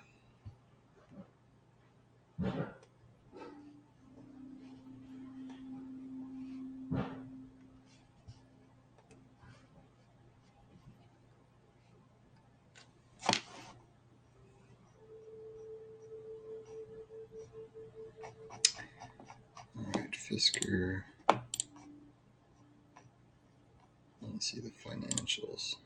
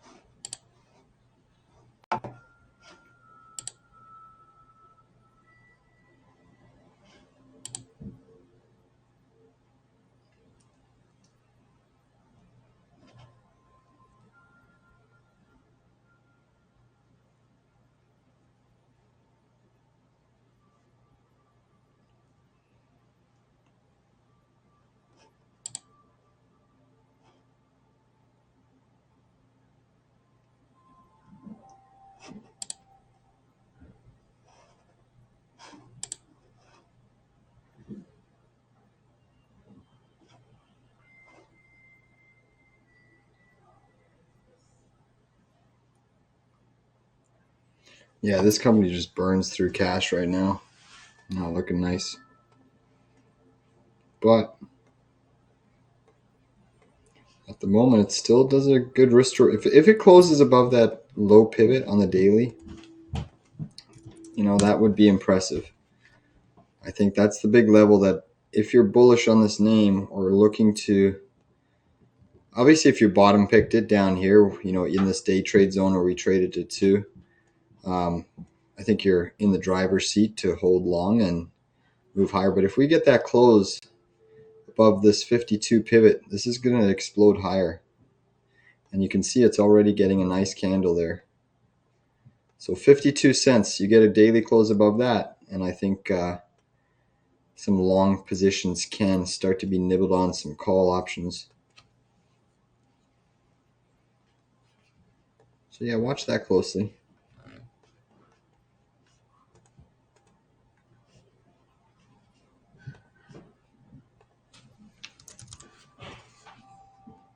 It's about 34 minutes left in the trading session. And I think the biggest impressive moves are in the semiconductors across the board, which is lifting tech. Outperformance in NVDA, outperformance in AMD, outperformance in Tesla, outperformance in AVGO. Sorry, underperformance in Tesla. Outperformance in SMCI. Outperformance in Meta. Underperformance in Google, underperformance in Amazon despite it being up, underperforming the Qs but in Tesla despite it being up, underperforming Microsoft despite it being up, Apple negative, clearly underperforming.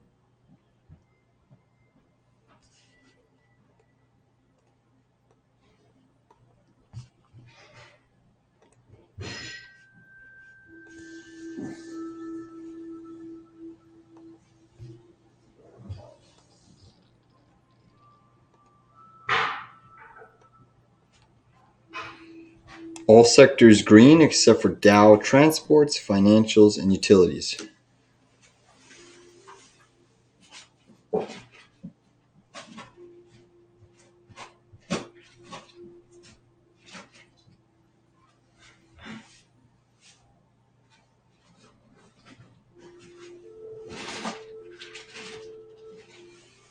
All right, guys, I'm going to pretty much wrap up the stream here.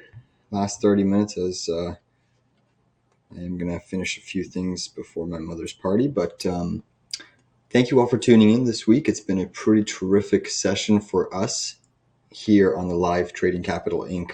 stream. We've closed many different day trades, swing trades across the board. So congrats if you've been able to make some profits with us. And I appreciate all the support, all the comments. On that note, I want everybody to have a good weekend. Try to give yourself a break from some screen time, because certainly with March approaching, there's a lot of different catalysts that could unfold in the market, the yield market, the bond market, commercial debt market, the discount window with banks, looking at New York community banks and showing signs of weakness. Are there other little canaries in the coal mine? So a lot of different moving parts could unfold in the month of March, and it's going to be a wild price action. I think semiconductors and tech have been seeing a huge rotation of capital here once again, and we've seen this scenario before where if tech gets capital flowing into it, often you've seen small caps actually do really poorly. Right now, the dollar is still under critical tightening range of 104, but still technically holding above support on the daily chart. Yields have seen a little bit of a significant decline over the past few trading sessions. The 10-year, though, is tagging the daily 200 MA. So the 10-year is at some daily chart support, but it could retest 4.11. That is a scenario. Just scrolling through to just see if there's any final comments I want to make. Obviously, Bitcoin and crypto have had a stellar week. Bitcoin back above 62.5.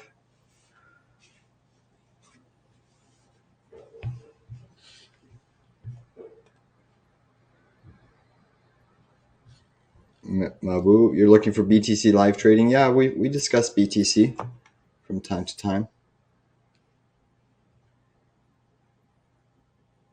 No problem, Eric. You're welcome. Thanks, Briston. Thank you, Attack Mac. Hope to see some seasonal weakness. One of the viewers just wants to quickly take a look at Bitcoin, so we'll take a look at Bitcoin before I head out.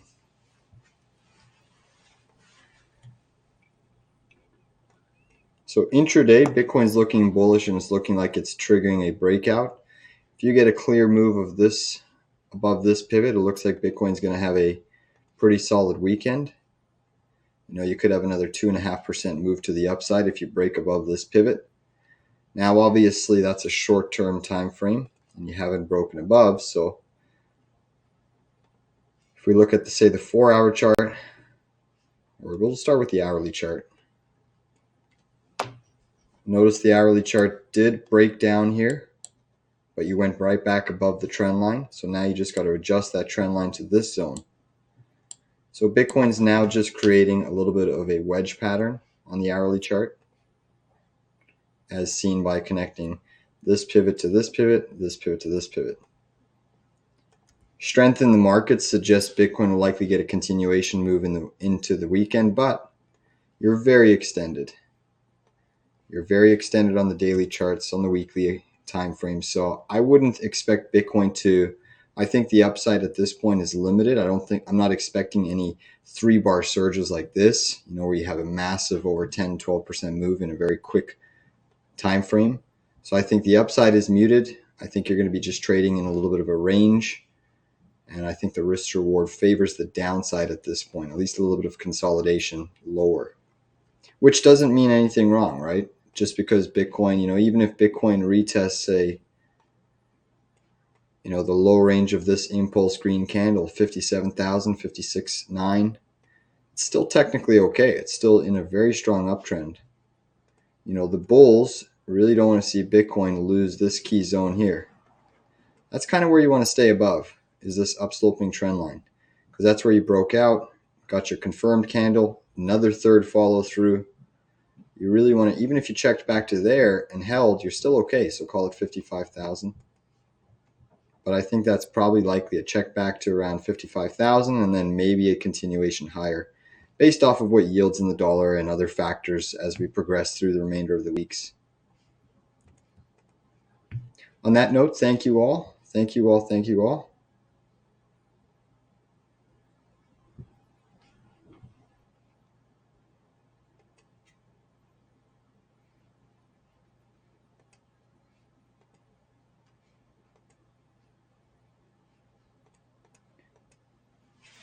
Thank you all for tuning in, and hopefully everybody has a great weekend. Take care, everybody.